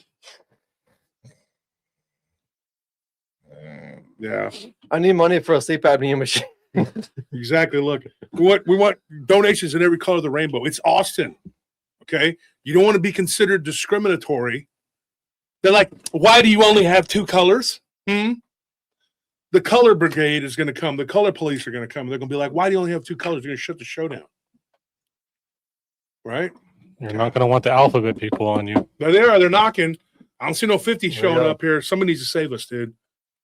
They're gonna come get us. We're doomed. There's no show if the alphabet brigade shows up. The Rainbow Gestapo, if they The show up and drag us out here by our shirts and our ears The and Rainbow our hairs, Mafia, look. See, guess Johnson what? Blood knows. No more PRT. Orange is 20. Yeah, orange is 20. We know that, but we haven't seen it yet. We're just waiting to see if we see it. Once we get the rainbow, we'll know. That's it. Anyways, look, so what happened was this guy Edgar, he goes to one of these, it's a Jamaica. He's like, and then sometimes they'll have like a dance or something afterwards. So they had like this little dance get together. And of course, everybody's always heard the stories. Now, when he was a kid, he heard, oh, they have this, guy that comes and he dances with, what is it, a woman? Every Mexican in Texas has a story. What is it? They always have the goat legs, or they look down and she's got chicken feet. Tell Chicken the feet, story. Tell her what it is, real quick. It's just a generic It's folk tale. yeah, just There it is. tell Debbie me. got it. Oh, it's pink. Debbie There it is. got us. Thank you, Debbie. But yeah, like every abuelo, which is like a Mexican grandpa. Or abuelita. Or abuelita has a story of someone, a man who was at a dance at a Jamaica, and he starts dancing with this beautiful woman. Things are going great. They're getting along, and he's having a good time until he looks down and notices that she's got like chicken feet for feet. Yeah, it's always a beautiful woman or man. Yeah, always a beautiful woman, or if it's a woman, she's dancing with a good-looking man, and they look down, and that person has like chicken feet or goat legs or something, and it's happened to like everyone's grandma or grandpa in the Hispanic community. Except you're kind of hard pressed to find someone who it's happened to directly. Yeah, they always tell you. It's kind of like he's my third cousin, second cousins. It's kind of like the guy who took acid and thought he can fly, and jumped off a building. Like, nobody's ever been able to find this guy or produce this guy. Like, where that batch of acid he had. Where is he? I don't care about them. I just want to know where it's at. I don't. Not. It's just for educational purpose. Maybe so I can avoid it. Yeah, maybe asking for friends. Maybe he took so much acid that when he jumped off the building, he actually did fly. You don't know. She said the guy's dead. Look, all I know either way. Probably is. Right, Pachura? Either way. Probably did. That's the problem. I know he's high. That's either way. Yeah. He's deceased. In that skit, he was very high. So anyways, Edgar says, hey, there's always these stories. And he was very, he kind of made me laugh about that. He was like, there's always these stories, right? Somebody's dancing and there's some chicken feet or goat feet or whatever. He goes, I heard all of this. He's like, my aunt told me what happened to one of her friends. He said she was completely lying because when I was a kid, I asked that particular friend. That friend was like, what? I heard it was someone else. And then it was some other town. It was blah, blah, blah, blah, blah. Well, there's always these stories, but where does it come from? Well, I'll tell you. He said when he was 17 years old, he said, I went to the dance after the Jamaica, right? And he says, out in the parking lot, there was a guy that was in the car with a young lady, and they started kissing and kind of messing around. And he goes, it was pretty bad. I mean, it's really bad because this is a church function and you're doing this. And he said one of the priests had gone out there because some kids went and told the priest, they're like, hey, so-and-so is out there with a guy and they're making out. And here's what happened. The priest goes out there to the car to confront them. And there's some young people behind them. And they're like, yeah, we want to see this. People get in trouble for making out in the car. The young lady falls out of the car, getting her dress torn and ripped. The priest sees what looks like a gray, hairy arm grabbing this girl. Now, this actually supposedly happened in Odessa. And this person was grabbed. This was in the 90s, in the early 90s, supposedly. And this woman was being grabbed, and she was trying to get out of the car. She falls out onto the gravel and begins to crawl away. The priest sees this gray arm. He grabs the girl, and he takes his cross off of his habit, and he holds it up to this beast, this being that steps out of the car. Backward bent legs, huge chest, classic werewolf with gray fur. And he's growling and roaring at this dude. The priest is throwing holy water at him and holding the cross, and he's helping this girl. Now, this is a story that Edgar gave me, and I said, Edgar, that's interesting. This is a new take on the old fairy tale, right? And I was kind of aggravated. I was just like, okay, yeah, and let me guess. And this is what I said. And maybe I put my foot in my mouth, but I told him, I said, this was, and when was this? He told me, and I said, you're around my age, a little older, actually. And I said, okay, so this story took place. This is a wives' tale. What would you call it? Like a, what is it called? Not a folk story. What is that called? Like an old wives' tale, or what? Help me out here, audience. What like is old urban folktale? legend? Oh, okay. Urban legend. Sorry, folks. I was trying to remember. And I said this to him. I said, Edgar, what you're telling me is an urban legend. This is not the main story he told me. He told me another story. But I thought I'd start with this one because it was interesting. And I said, that's cute. You know, it's an urban legend. You know, I said, this is another stir on it or whatever. He says, no. He says, I saw this happen. He goes, I was 16 going on 17. He goes, and it was a hot day. And I just remember seeing this happen. He goes, I had a little bit to drink, and I wasn't supposed to, but we were in the back and we were drinking some Orange Jubilee. And if you haven't had Orange Jubilee, man, it is gross. Don't drink it. So he said, no, I saw this. He said, but the interesting thing, he goes, is that there were 4 of us young people that were there, 2 guys, 2 girls. He's like, and each one of us saw something different. The woman, when questioned by the priest later on, because everybody saw something different with this guy. This thing ran, jumped over a car, and ran, jumped over a fence, and was gone. The question was posed to this young lady, how did you end up in the car with this guy? He talked her into it and was very handsome. He was supposedly from Midland. Now, Midland is right next to Odessa. There's two towns are right there together. Oil towns. They don't exist other than oil. Let's put it that way. And he said that this being was supposedly from Midland. This girl had never met this guy before. She was 16. Supposedly he was 18. Looked like a young guy. And the people at the dance, get this, they remember him. He danced with several girls, but they all had a different description of this guy. Some guys, some people said he was like a Wilio, a white guy. Some said he was a Mexicano from Mexico. Oh. Some said he was Tejano, like, you know, a local Hispanic. And even others said he was Chicano, saying that he was from California. But nobody really knew who he was or where he was from. But he got the girl to go into the car with him. She said he took off his boots and, you know, said he was getting comfortable. And he had a big belt buckle from a local rodeo. She didn't get to see exactly what it was. She thought that he looked familiar, and he said that he had met her one time at the grocery store, and that his family was from nearby outside of Midland, and that he used to work on a ranch. Now, there's cowboys out there too. But is any of this true? She described him as having green eyes, dark hair, and really light skin. The priest said that when he got out of the vehicle, he just looked like a ravenous beast. A demon. And still others that were there with Edgar said that this guy, thing, whatever, looked like it had goat-like legs and horns. He's like, that's not what I saw. I saw a werewolf.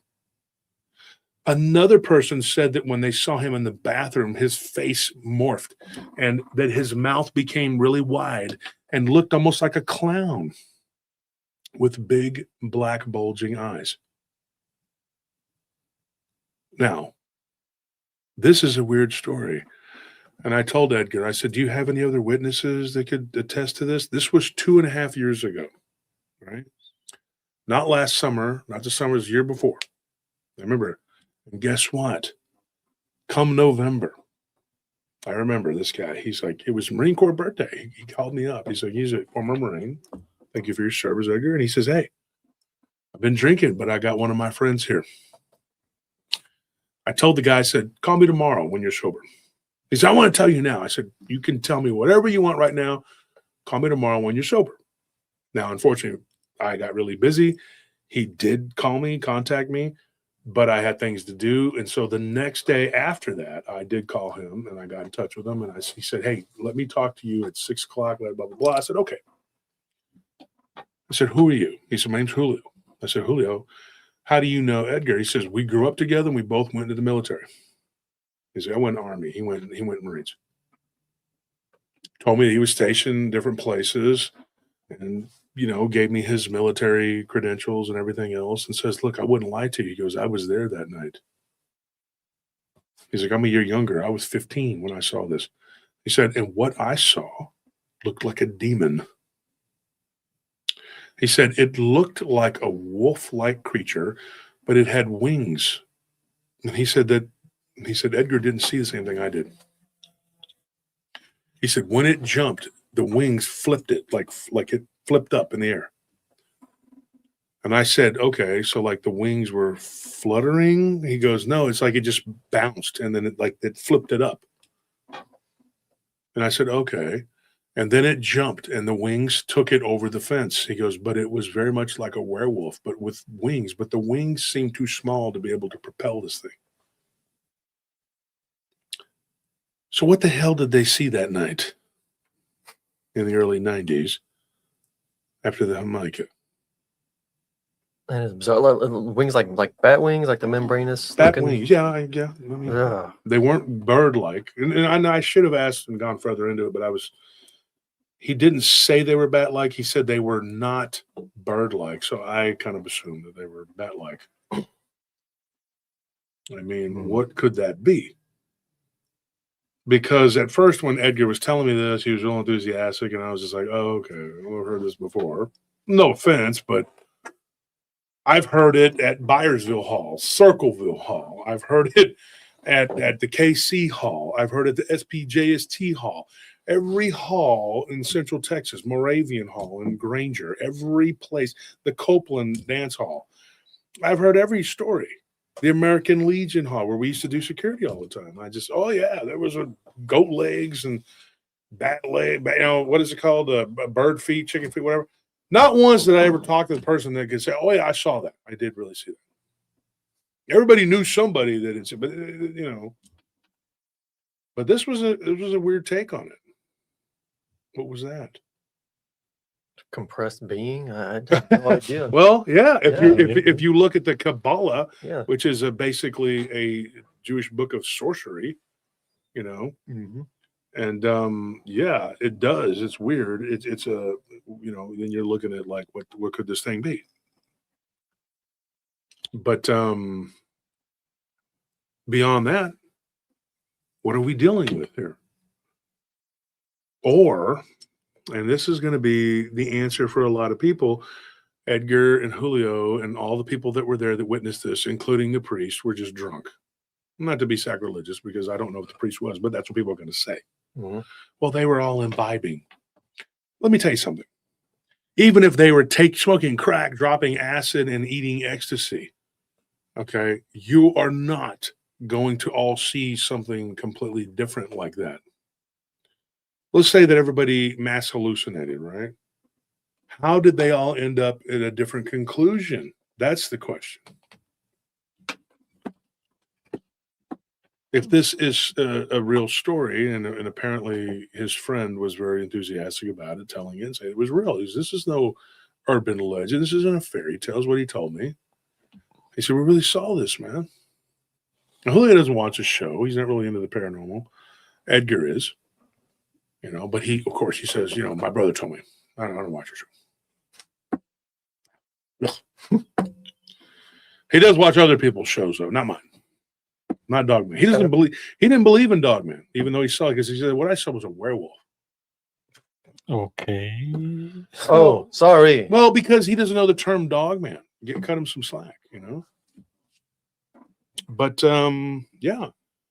So if you are uninitiated, you're going to say, "Well, I saw a werewolf," but we are initiated, aren't we? Could it be a skinwalker? Could it be a shapeshifter of some kind? There's all kinds of other. There's a bevy of things it could be. A golf cart. Hmm? Could be like a golf cart. He's gonna slap you, man. But he's contemplating it right now.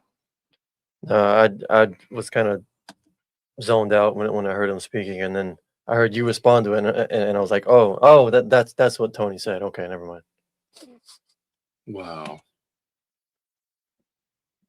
What is it that Richard says? Amazing.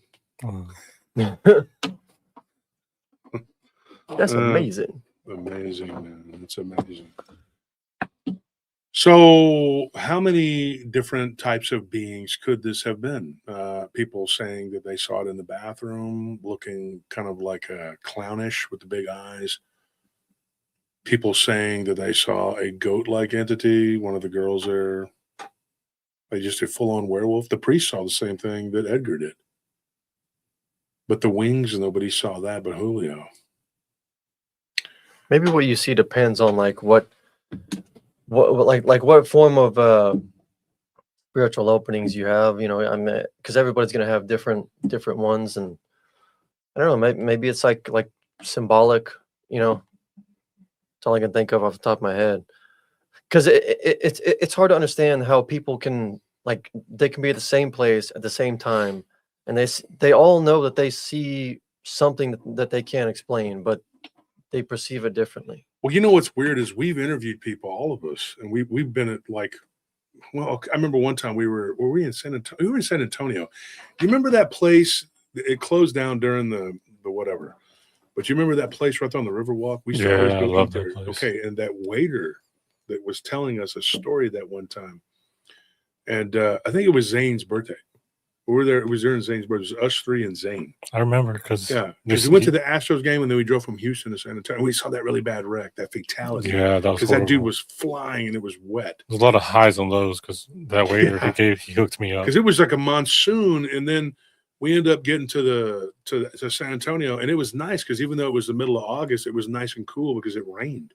I remember that because we were driving, and then you were having to drive in that horrible weather. Yeah. And I looked to my right, and Anthony and Zane are just passed out. And it's just like, I'm like, how can you sleep in this? Dude, it was terrible. It was scary. The wind was bad. You couldn't see anything. I may have had 2 of those margaritas at that place. That's why you remember? He gave me one. Because they had a limit. What about when we were coming back from Fort Worth to drop off Nellie's sister, and then when we were driving, and it was, dude, that was horrible. It was coming down in sheets, Tony. Mm-hmm. It was sheets. You weren't with us. No. I just remember that every time we dude, it was 3 hours straight of just driving in that. Mm-hmm. And I look back, and him and Nellie both.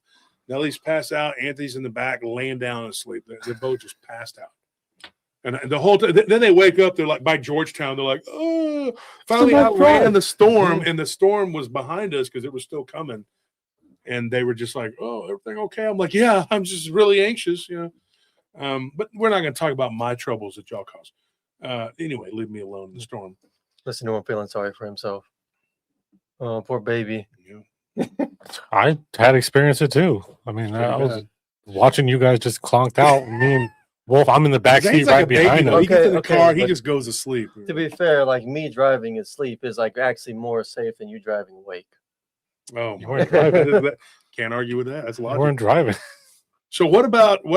Oh, he's trying to say he wasn't driving, so therefore he does drive good. No, that's not true. I'm just saying his point makes no sense because you were driving. So anyways, the point being, we were in San Antonio and we were at the Riverwalk and we talked to this waiter, and I can't remember his name, but I remember him like messaging me later on, and I had gotten his story because remember. I was writing it down on a napkin. Mm-hmm. I was writing the details down on no BS. I was writing it down on a napkin, and everybody was drinking and having a good time. And if I remember correctly, was that Zane's 21st birthday? Yeah, and I was underage. Yeah, you were underage, and he didn't even like card you. No, I just pretended you were my papa. Yeah, I was like, oh, I'm his dad. Yeah, right. He looks at me like, what? So, anyways, everybody's like having a good time, and that guy gave us a freaking weird story. And I remember this was from South Central San Antonio, and the guy, I remember the story he had. It wasn't a real long, like drawn out story, but him and his girlfriend and her two of her friends, they were having a baby shower, and afterwards they went to go get some food or whatever. When they were walking out of this place, they saw something underneath a car that was spinning and turning. And when it rolled out from underneath the car, he said it looked like somebody had taken licorice and turned it, like Unraveled it. Yeah. And it was flat. Then it flattened out, and then it got up and it like kind of took a form and then ran. And they were just sitting there like dumbfounded. Weren't we talking about Big Lou? I don't want to. Big Lou's is. I don't want to say it was Big Lou's, but I think that's what he was saying, wasn't it? Big Lou's, the parking lot or something like that. Because I thought we were talking. We were talking about it Yeah. because he said, what do y'all plan on doing? So tomorrow we're going to go to Big Lou's. The guy's name was like Dan something, I think. But anyway, he worked at that restaurant right there by the. It's not there anymore. It was right there next to the Riverfront Mall, or what's it called? The mall. That store. We got a story from a security guard there from that mall too. They saw the thing with no face in the garage. San Antonio is haunted as shit, dude. I'm telling you. There's a lot of stuff. A lot of weird stuff, especially right now downtown. But the guy had said this isn't in West Texas, but this guy gave me the story. But we were just there, and it was a classic example of like, so all the people that he was with saw something different because when it was moving around and taking the form. And you remember, he said it looked like The Thing. It was like The Thing, that movie, The Thing, the Carpenter movie. Mm-hmm. And he was talking about it, and we were all sitting there going like, "What the hell?" And everybody was kind of having their own conversations, but I was writing down the details. And he messaged me, and he told me the story, like he gave me on Messenger. We used to be friends on Facebook. I don't know if I still have him. I can try to find him. I can't remember his last name, but he was a waiter there, right? And we had met him like a few months before. And he was still there. There was him and a lady that worked there too, another one. So, we got to know them. He was a good waiter though, too. Yeah, he was cool. He was real cool. Well, you liked him because he gave you booze, but Besides that, he was. I thought he did a pretty good job. He was pretty attentive. I don't remember. I just remember him giving the story and giving you booze. But guy was cool, and I remember that he told us, and I think it happened. I want to say it happened at Big Lou's. You can look that place up.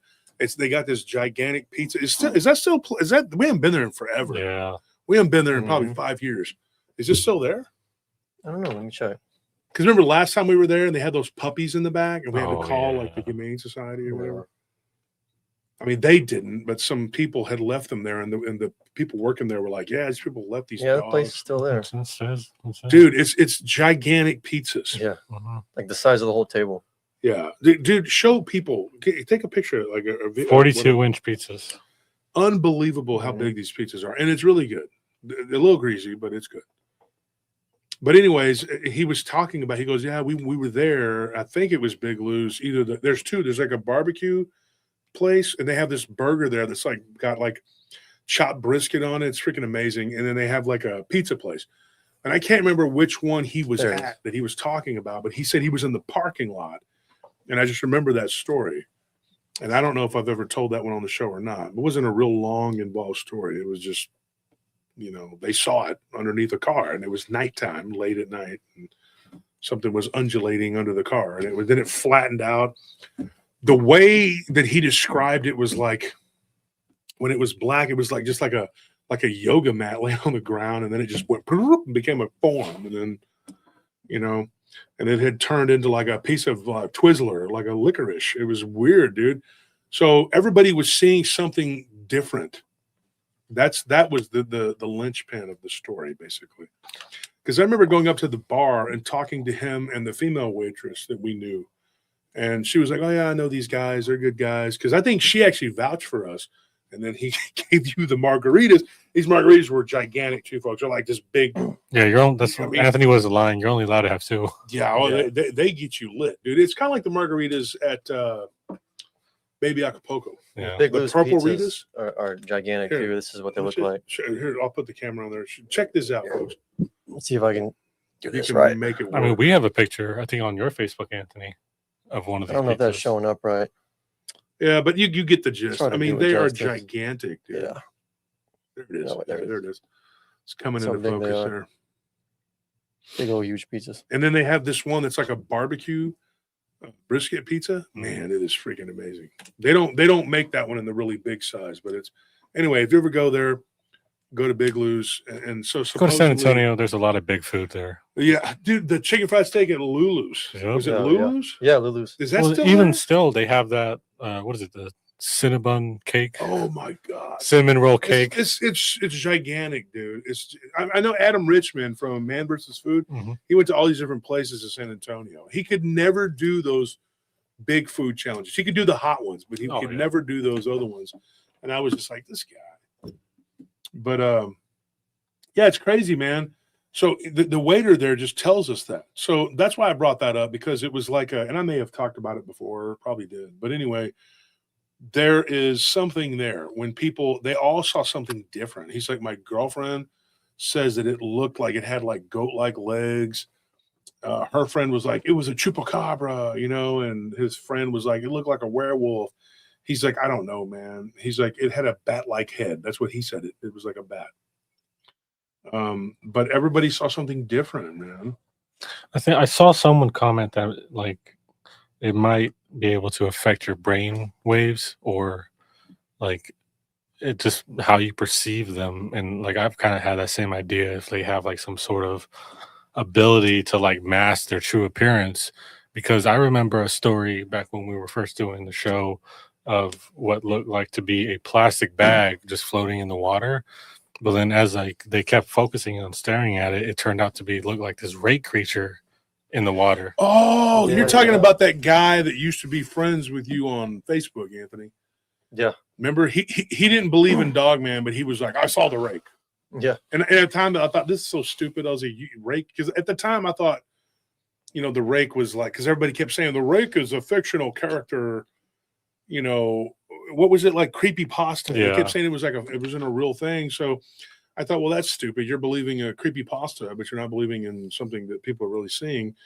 And then later on, a bunch of people started saying that they had seen this thing. And then there was a guy from the gym that told us that he had seen this creature. And both of them, one of them was like in a tank and like in water up in upstate New York. And then the other one was like here in Texas. And I thought, wow, dude. So, it wasn't the crawler the way I have heard it, but it was in the water. And then when it got to the land, it just did what the crawler does.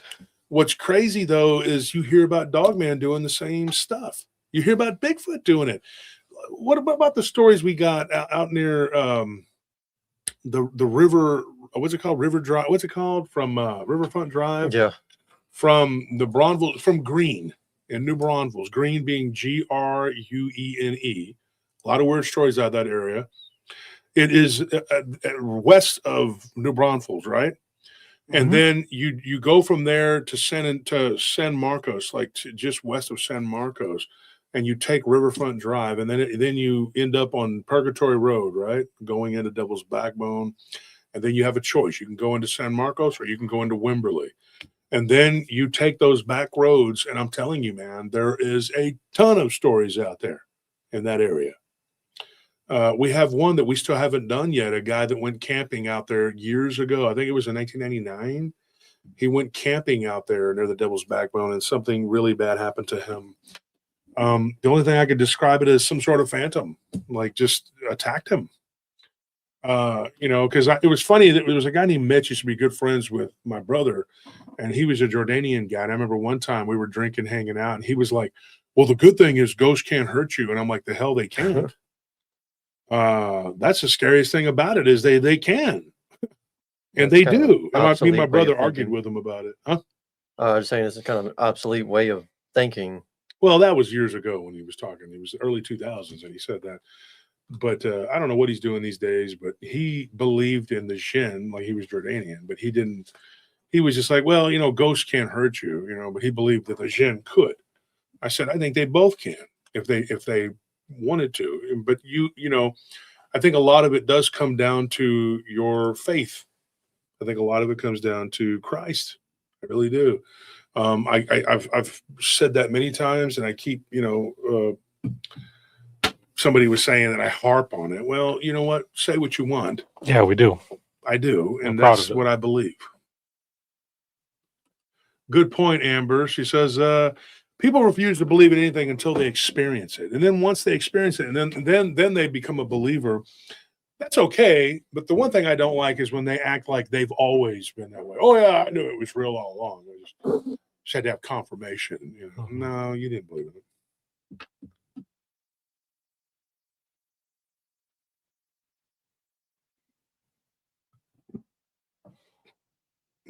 What's going on in Canada?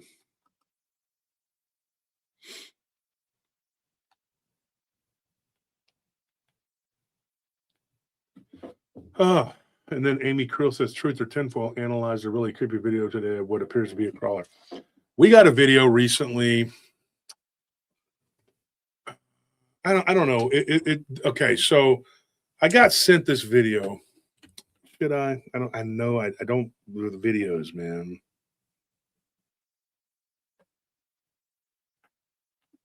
Gotta be careful with the videos.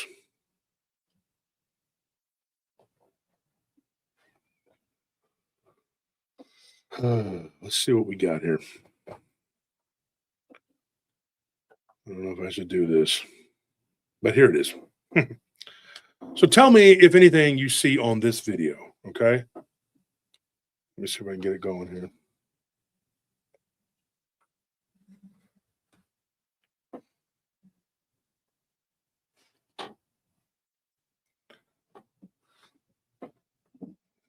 Okay. Let's try it again. Tell me what you see on there. This isn't AI. This is a ring cam. It has no shadow until. See it behind it?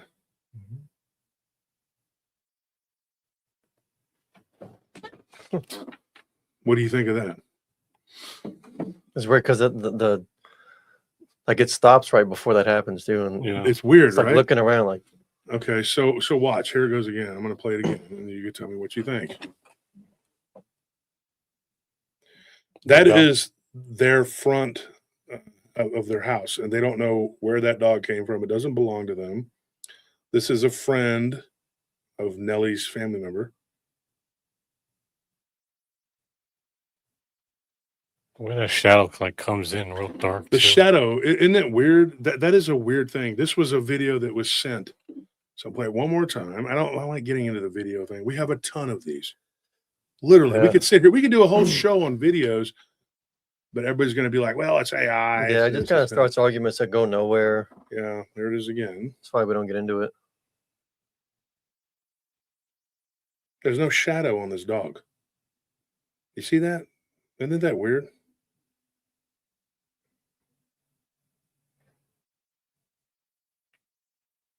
It just darkens like insanely. That is a weird video. I don't know what that is. Anyways, I don't know. And Crazy Seven says it looks like a neighbor's dog wandering around outside. Well, yeah, I mean, to some people it does. To the person that took it, thought that it was weird because that's the front of their house, and they don't know where that dog came from. It just shows up, and it's weird the way the dog walks too. It is a strange thing. When you analyze the video, you start to see that the shadow doesn't appear until the middle of the. It's just a weird thing. Yeah, and it could be the lighting. See, that's the thing. You see these videos. Somebody sent me a video of a person's face becoming a reptilian. What's crazy is that you see the face like in different modes, like they keep stopping it, and then it starts to look like whatever. And if you catch somebody at the right moment, they look like They did it to me. They clipped a video of me with my eyes, and I'm talking, and I look just terrible. I look like Quasimodo or whatever. But like, this is proof that he's a reptilian werewolf. They literally said that. They went and told a bunch of people that I was a reptilian werewolf. To be afraid, be very afraid. Whatever. I assure you that if I was a creature of the night, I wouldn't be here on a show talking about the creatures of the night. I would just be keeping my mouth shut, you know.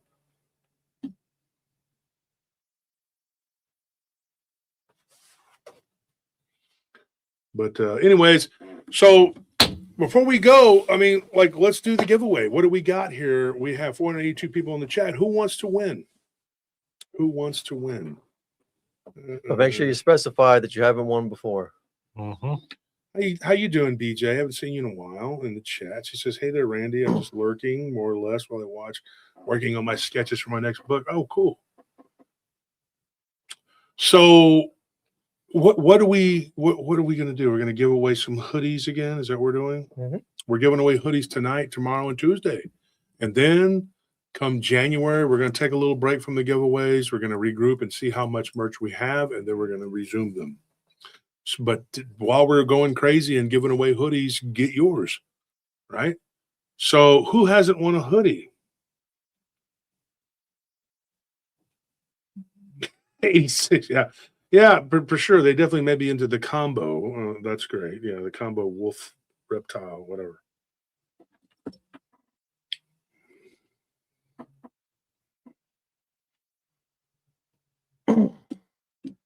How many are we doing? Let's do 3. Okay. Who hasn't won anything? We'll start off with someone who hasn't won anything ever. And then we'll get into people who have just not won a hoodie. You guys go first. Y'all pick somebody. I want to pick. I think your name is like Sophie or Sophie.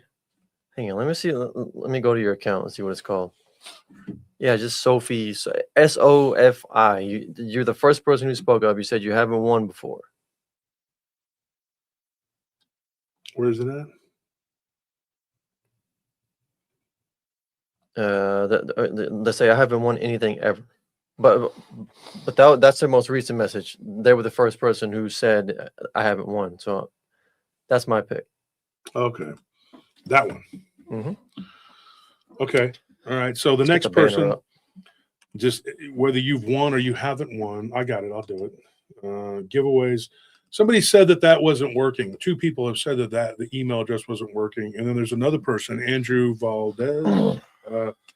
Andrew, if you're listening, he says that he is not able to access Patreon.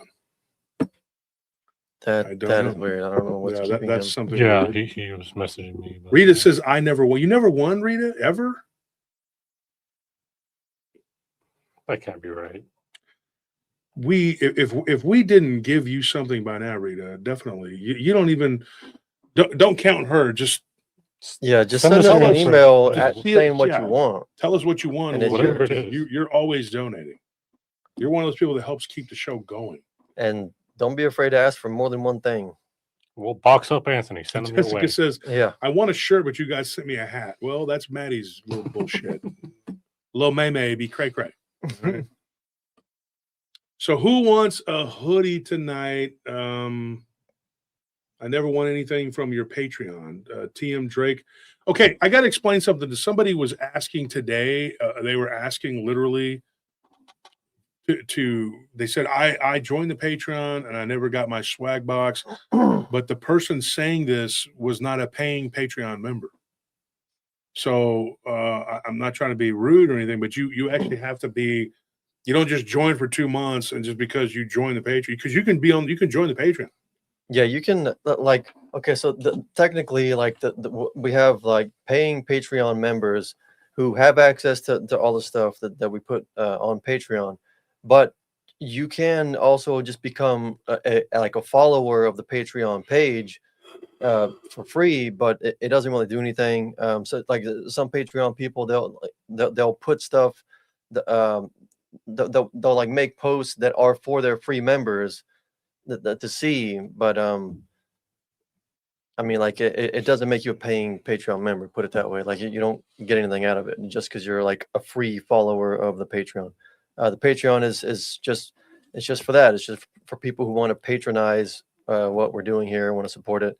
So if you're a paying Patreon member, then after 2 months, you'll get your swag back. Here's another one. Here's a good point. Margot Martinez says, and I'm past my 2nd month of Patreon, but I pay for the year. be sure and send us the message on Patreon and on the giveaways. I mean, because that's the best way to get to make sure we get it, right? And if you, whatever your tier is, if you pay for the full year, here's what I'm going to tell you. If you join the Patreon and you pay for the full year, and you don't have to wait 2 months to get your, I've said this before and I'm going to say it again in case people don't know, because you've already paid for the full year, you automatically get your swag bag. That is, I mean, that's a given. So what we'll do is we'll give you a swag bag, and so you will get one for 2 months, and then it's every 6 months after that. So that'll be like 8 months, 8-month mark. So what we'll do is we'll give you double. We're going to give you whatever tier you're on. Let's say you're on the $50 tier and you pay for the entire year, right? I don't know many people who've done that, but if you just say, for example, you've done that. So then what's going to happen is we're going to give you 2 swag bags, and we will make sure that you get different books and different merch, different shirt, hoodie, whatever. Once again, now, $10 tier, you get an autograph book from one of many different authors. You get I think right now we're giving away like a keychain. They were about to make some more koozies. People were asking about that at Christmas.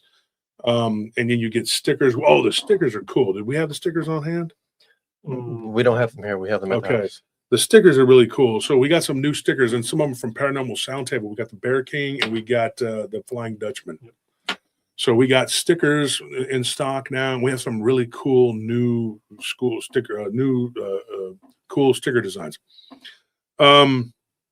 So then on the $20 tier, you get 2 autograph books from different authors, and you get the same stickers, everything, whatever. On the $30 tier, you get all of that you get from the $10 and $20 tier, plus you get a t-shirt.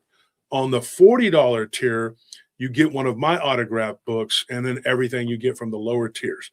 And then on the $50 tier, you get both of my autograph books, 2 autograph books from different authors. It could be anybody from Ken Garrett, David Weatherly, who knows. And then you get the stickers, the keychain, the shirt, but you also get a hoodie. And we were giving away the tumblers, and we still are, I think, while supplies last. I think we have like maybe 8 of them left. Yeah.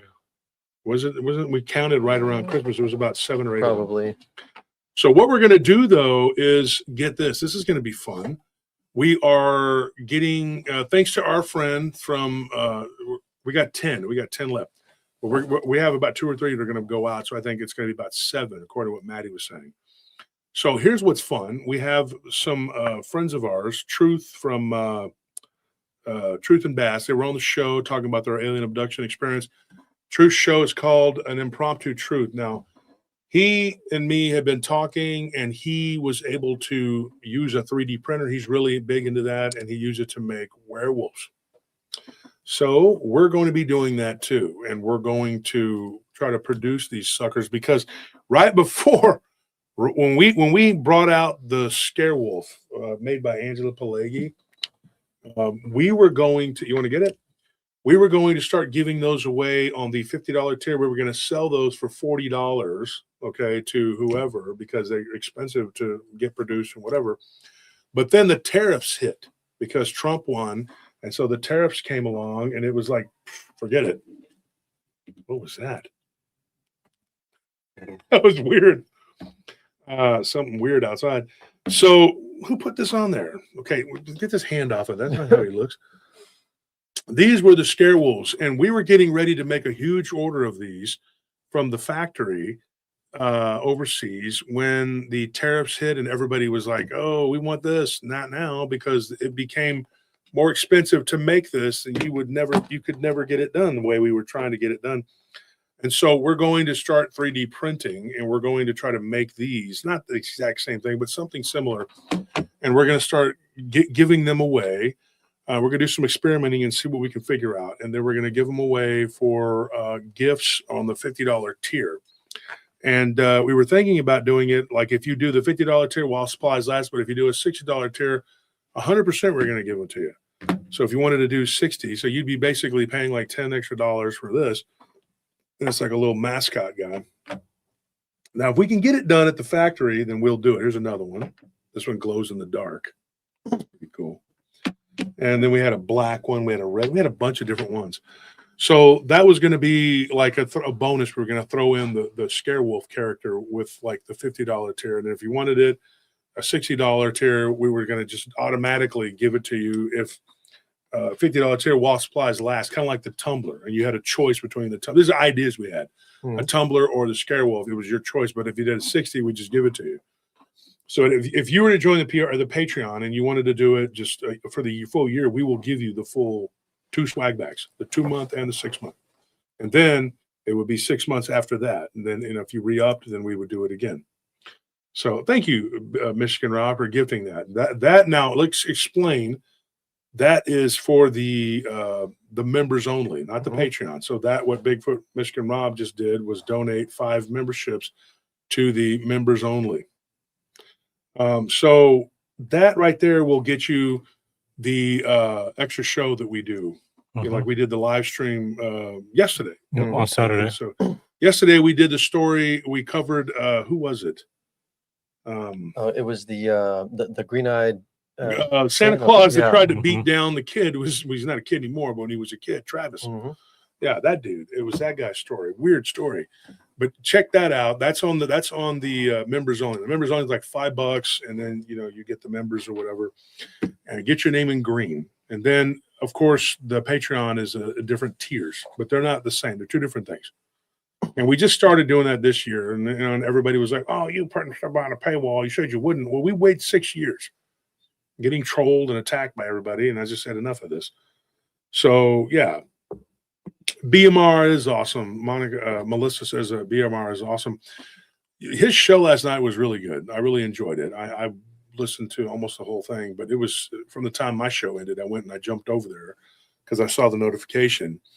But yeah, he had a good show last night. And I got to say, he's got a really cool, snazzy intro. I'm a little jealous, man. I liked it. And then he's got a guy, or a gal, I guess, whoever who does did the outro too. He has like an intro, outro. It's really cool. So I was watching this other show the other night, and this is a different person's show, and somebody donated 50 freaking memberships. I'm not even joking. There they are. Bigfoot Fades. They made the intro. Bigfoot Fade. There you go. Haha, I made the intro. Yes, that person right there. Nelly knows who that is. You did an awesome job. So Paranormal Roundtable, I don't know who's in control of that right now, but it says we are doing another round of mail-offs tomorrow. Justin, your name will be on the list of winners. So so let's get this done. Who else needs to win a hoodie? Who do we have here? We have a ton of hoodies. How many are we doing? We got to do 2 more. I'll pick one. You pick one. I already know who I was going to pick. Well, who? Nevaeh's Angel. Has she won before? She said she's never won. Nevaeh? She's been around forever. I know. And she still don't have her name in green. Shame on you, Nevaeh. Yeah. I can't believe you. You better go get that name in green. Never mind. I take it back. Take it back. Take it back. You get out of here. Actually, we're gonna send you a hoodie just so we can take it back. We're gonna demand it back, and then get mad when you don't send it back, and then just be mad at you And be a forever hater. until then. Yeah, Won't be a hater. gonna hold a grudge. Yeah. The Grudge. It's what did they say in the movie? It's going to consume the whole world. The Grudge. The Grudge. Like, what? One jilted woman's going to consume the whole world? I like the scary movie where Brenda's just fighting him. Look, she just cussed you. She said, F you, Anthony. Yeah. Wow. No, she didn't say that. I just read it right there. She said F effing you, Anthony. No, I think you're just blind. Tony, you saw the same thing I did, right? Yeah, it definitely says F. Hey, and I'm not complaining. I know what she's getting at because she's we frustrated. get it. We get Okay, it. well, let's ask her. She's frustrated because of Is you that- thinking things are golf carts. Is that what you said, Cynthia? She's Did you frustrated. say F you, Anthony, or did you Yep. say effing And she's Anthony? got a right No. to. She's mad for a She reason. said it right. Let's hear it directly from the This horse's woman is mouth. aggravated and tired of your crap, like we are. All right, How is that Ebenezer. even a with your phrase? Riding gown. Ebenezer. Your nighting gown. All right, you're not seeing things correctly. The little hat with the ball at the end of it, it kind of looks like a Santa hat, but not as cool. Like a little Nightcap. elf hat, Little nightcap. little nightcap.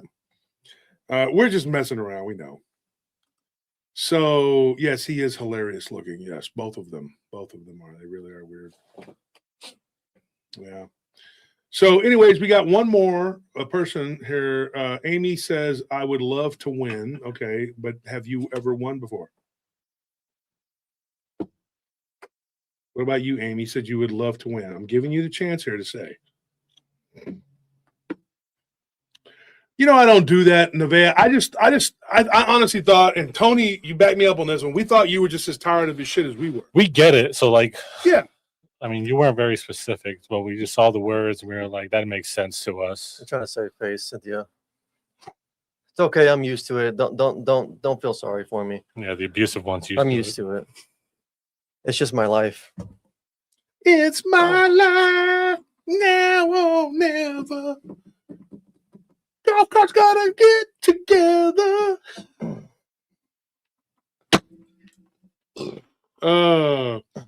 Yeah, because golf carts they really do look like ATVs. That's all I'm saying. Yeah. They just do, right? I mean, four wheels, a seat, a steering wheel. I mean, they're basically the same thing.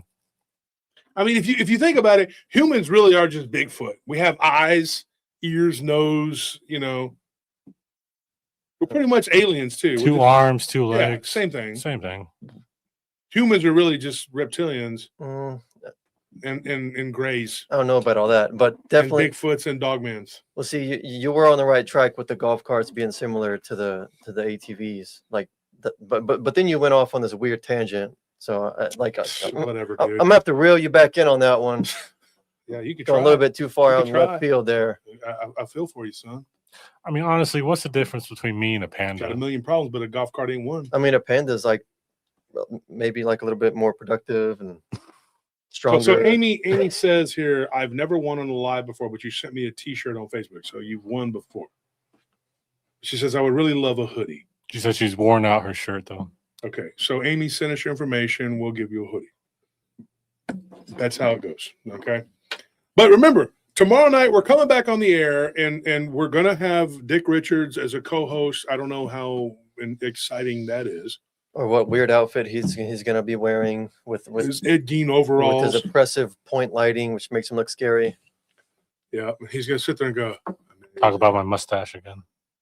You got a weird He's already obsession doing with it now. Tony, man. Tony, if he ever comes down here, boy, you better watch your back. I'm 'cause shaving. I can see you. I can see you Yeah. waking up and him standing there like Private Pile. I'm already in a world of shit. Tony's like, well, get the hell out of my room. Ooh, what are you doing in here? Stop rubbing my upper Your lip. weird overalls on, rubbing baked vapor rub on my baked vapor rub on my lip. Get out here. What's wrong with you, man? Yeah. So look, see there he is. He's practicing. Dude. So what we got to do is you if you want to join the Patreon, you just need to do it. Just pay it for the entire year. And I think you should do the $1,000 tier. That would be my suggestion. And go ahead and pay it for the entire year. That's a smooth $12K for some awesome merch. That I just mean, makes sense. that's nothing Logically. really. That just makes Steal. sense, right? That's just logic right there. We're Trying spitting to- logic to you. I'm trying to think of all the issues here, and I can't really come up with any. I mean, honestly, like if you think about it, there's really no reason why like you shouldn't be forking over a minimum of 10K a year to PRT. Exactly. I mean, like who doesn't have that kind of money? Like this is 2025 and about to be 2026. Yeah, isn't everybody an entrepreneur, millionaire at this Yeah, point? yeah. Everybody's an entrepreneur, millionaire, digital creator. Everyone should have this kind of Bigfoot- money, Bigfoot but researcher, be cowboy giving it to astronaut. us. Makes sense, man. Yeah. So Margot, don't forget, guys, Margot, whatever tier you're on, let us know. You get 2 swag bags. We're just going to give them to you. You don't got to wait. You already paid for the year. It's done. Exactly, Kyle. Like, how many organs do you really need? TM Drake Yeah. says $1,000 if I get one the show. What does that mean? I don't know. What does that Tony mean? has a good point. I mean, like you have 2 kidneys, like 2 Come on, you lungs. it's literally not going to kill you Law to Morgan. sell one. Law Morgan, Kenneth Copeland approved. What in the hell is wrong with this guy? They say, the communion. What in the freaking heck? I couldn't not eat that child. He just looks so delicious. Big old eyes. I can't do that demon eye He thing. looks like, hey, you know the movie The How Man? could I pass it up? He just looks so delectable. I just ate them all in one bite. What is it called on the what is that? The Mask with Jim Carrey. Mhm. You know what I'm talking about? That guy, the bad guy. Oh yeah. I'm just Yeah, an he looks like- ex-employee. You know? Yeah. I'm always back there. That dude, man, that's Kenneth Copeland. Yeah. He comes out and he's like, the covenant. And they're like, what is wrong with this dude? Except he's not green. That's the only difference. He's just, you're sitting there going like, dude, freaking crazy, man. He scares the crap out of people, dude. Just comes out there. He's like, let me touch your children. Let me eat them hard. And he'll go, oh. And you're like, dude, cocaine's not that good. I mean, it's okay, but damn, dude. I mean, you're just getting nuts with that shit. Cocaine's a hell of a drug. Getting crazy with the cheese whiz. All right. It says he has fangs. Does he? I don't know. And then you got John Hagee. Jesus didn't come here to do anything. You know, you're like, what is this guy talking about? What are you talking about? He's not the Messiah. And there's all these Christians. Let me give him my money. Sure. He's not a Christian. Why would you? If he's going to say things like that, he's not a Christian. Okay? Forget it. It's craziness, dude. Patrick, you must be the Monopoly guy. Oh, boy. Pretty hot in these rhinos. All right, guys. So thank you for tuning in. Tomorrow night, we got a call-in show. Call in. Get on the air. You don't call in, actually call in. What do? You jump on. We put a link out. Mm-hmm. You Join the jump link. on and you tell your crazy stories, and we put them on the show, and we talk, and we try to get to the bottom of it. We've had some really good stories come on during a Monday. So tonight is no exception. And then Tuesday, we're back at it. Do you realize what we did? Do you realize? I don't even think you know. We did Thursday, which was Christmas, and then we did Friday, then we did Saturday, which was last night, and then Sunday tonight, and then we're doing Monday tomorrow, and then Tuesday. It's 6 days in a row of PRT. Right, guys? So there you have it. We'll be back after Tuesday. We'll be back on Friday for sure with what is his name, Sean. And then Saturday, we'll be back again because Saturday we're going to do a Patreon show, I believe, right? Mm-hmm. And then Sunday we do this again. So that's the schedule for next week. But Monday, Tuesday, we're taking off Wednesday and Thursday, and then we'll be back Friday, Saturday, and Sunday. So thank you for making PRT what it is. We still have a couple more days left in this year that we're going to do. And I hope that everybody is happy and healthy going into the new year. Leave all your negativity behind. Leave it behind. Don't take it with you. Don't let people disturb your peace. Don't let anybody do it. We're not doing it, and you don't do it either. All right, guys, we love you. Thank you to everybody who donated. Thank you to everybody who bought memberships. A lot of people did. A lot happening with that, with the memberships. And peace. Good night.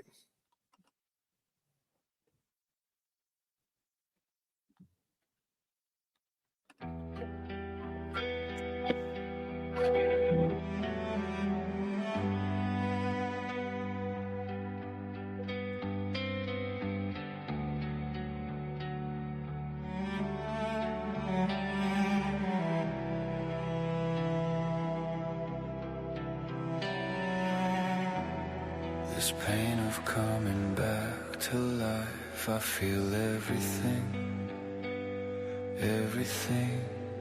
When I open my eyes, your face, I'll never forget.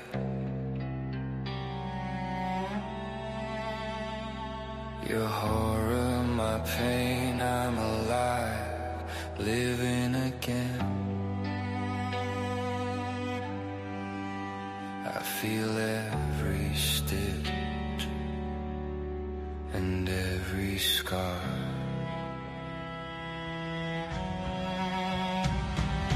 Father, what's my purpose? Abandoned, left for dead, a monster.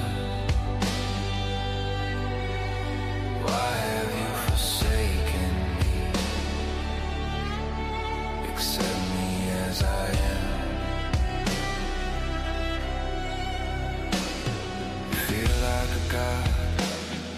feel like a god, creating without thinking, no pros, no cons.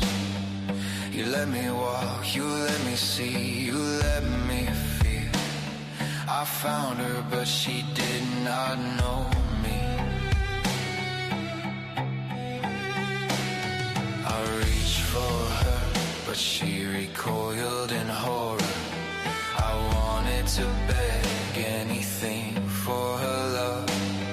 The look on her face, I want out of this place.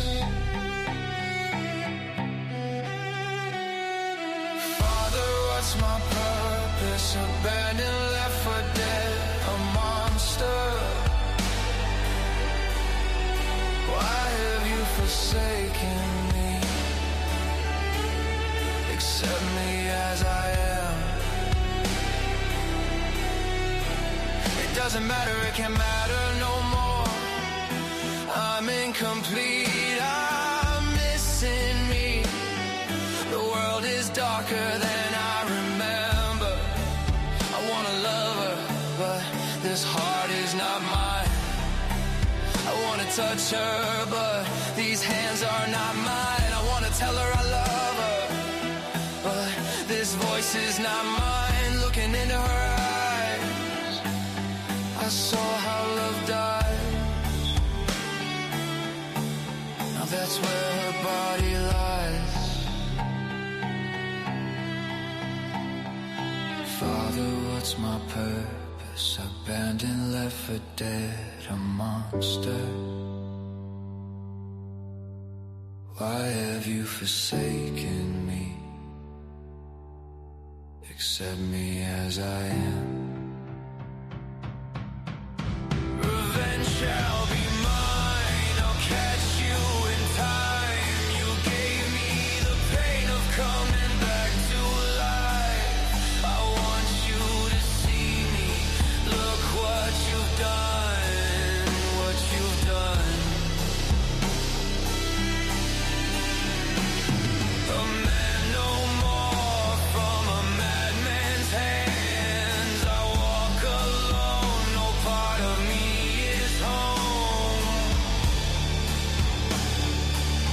Place me back under the stone. Father, what's my purpose? Abandoned, left for dead, a monster. Why have you forsaken me? Accept me as I am.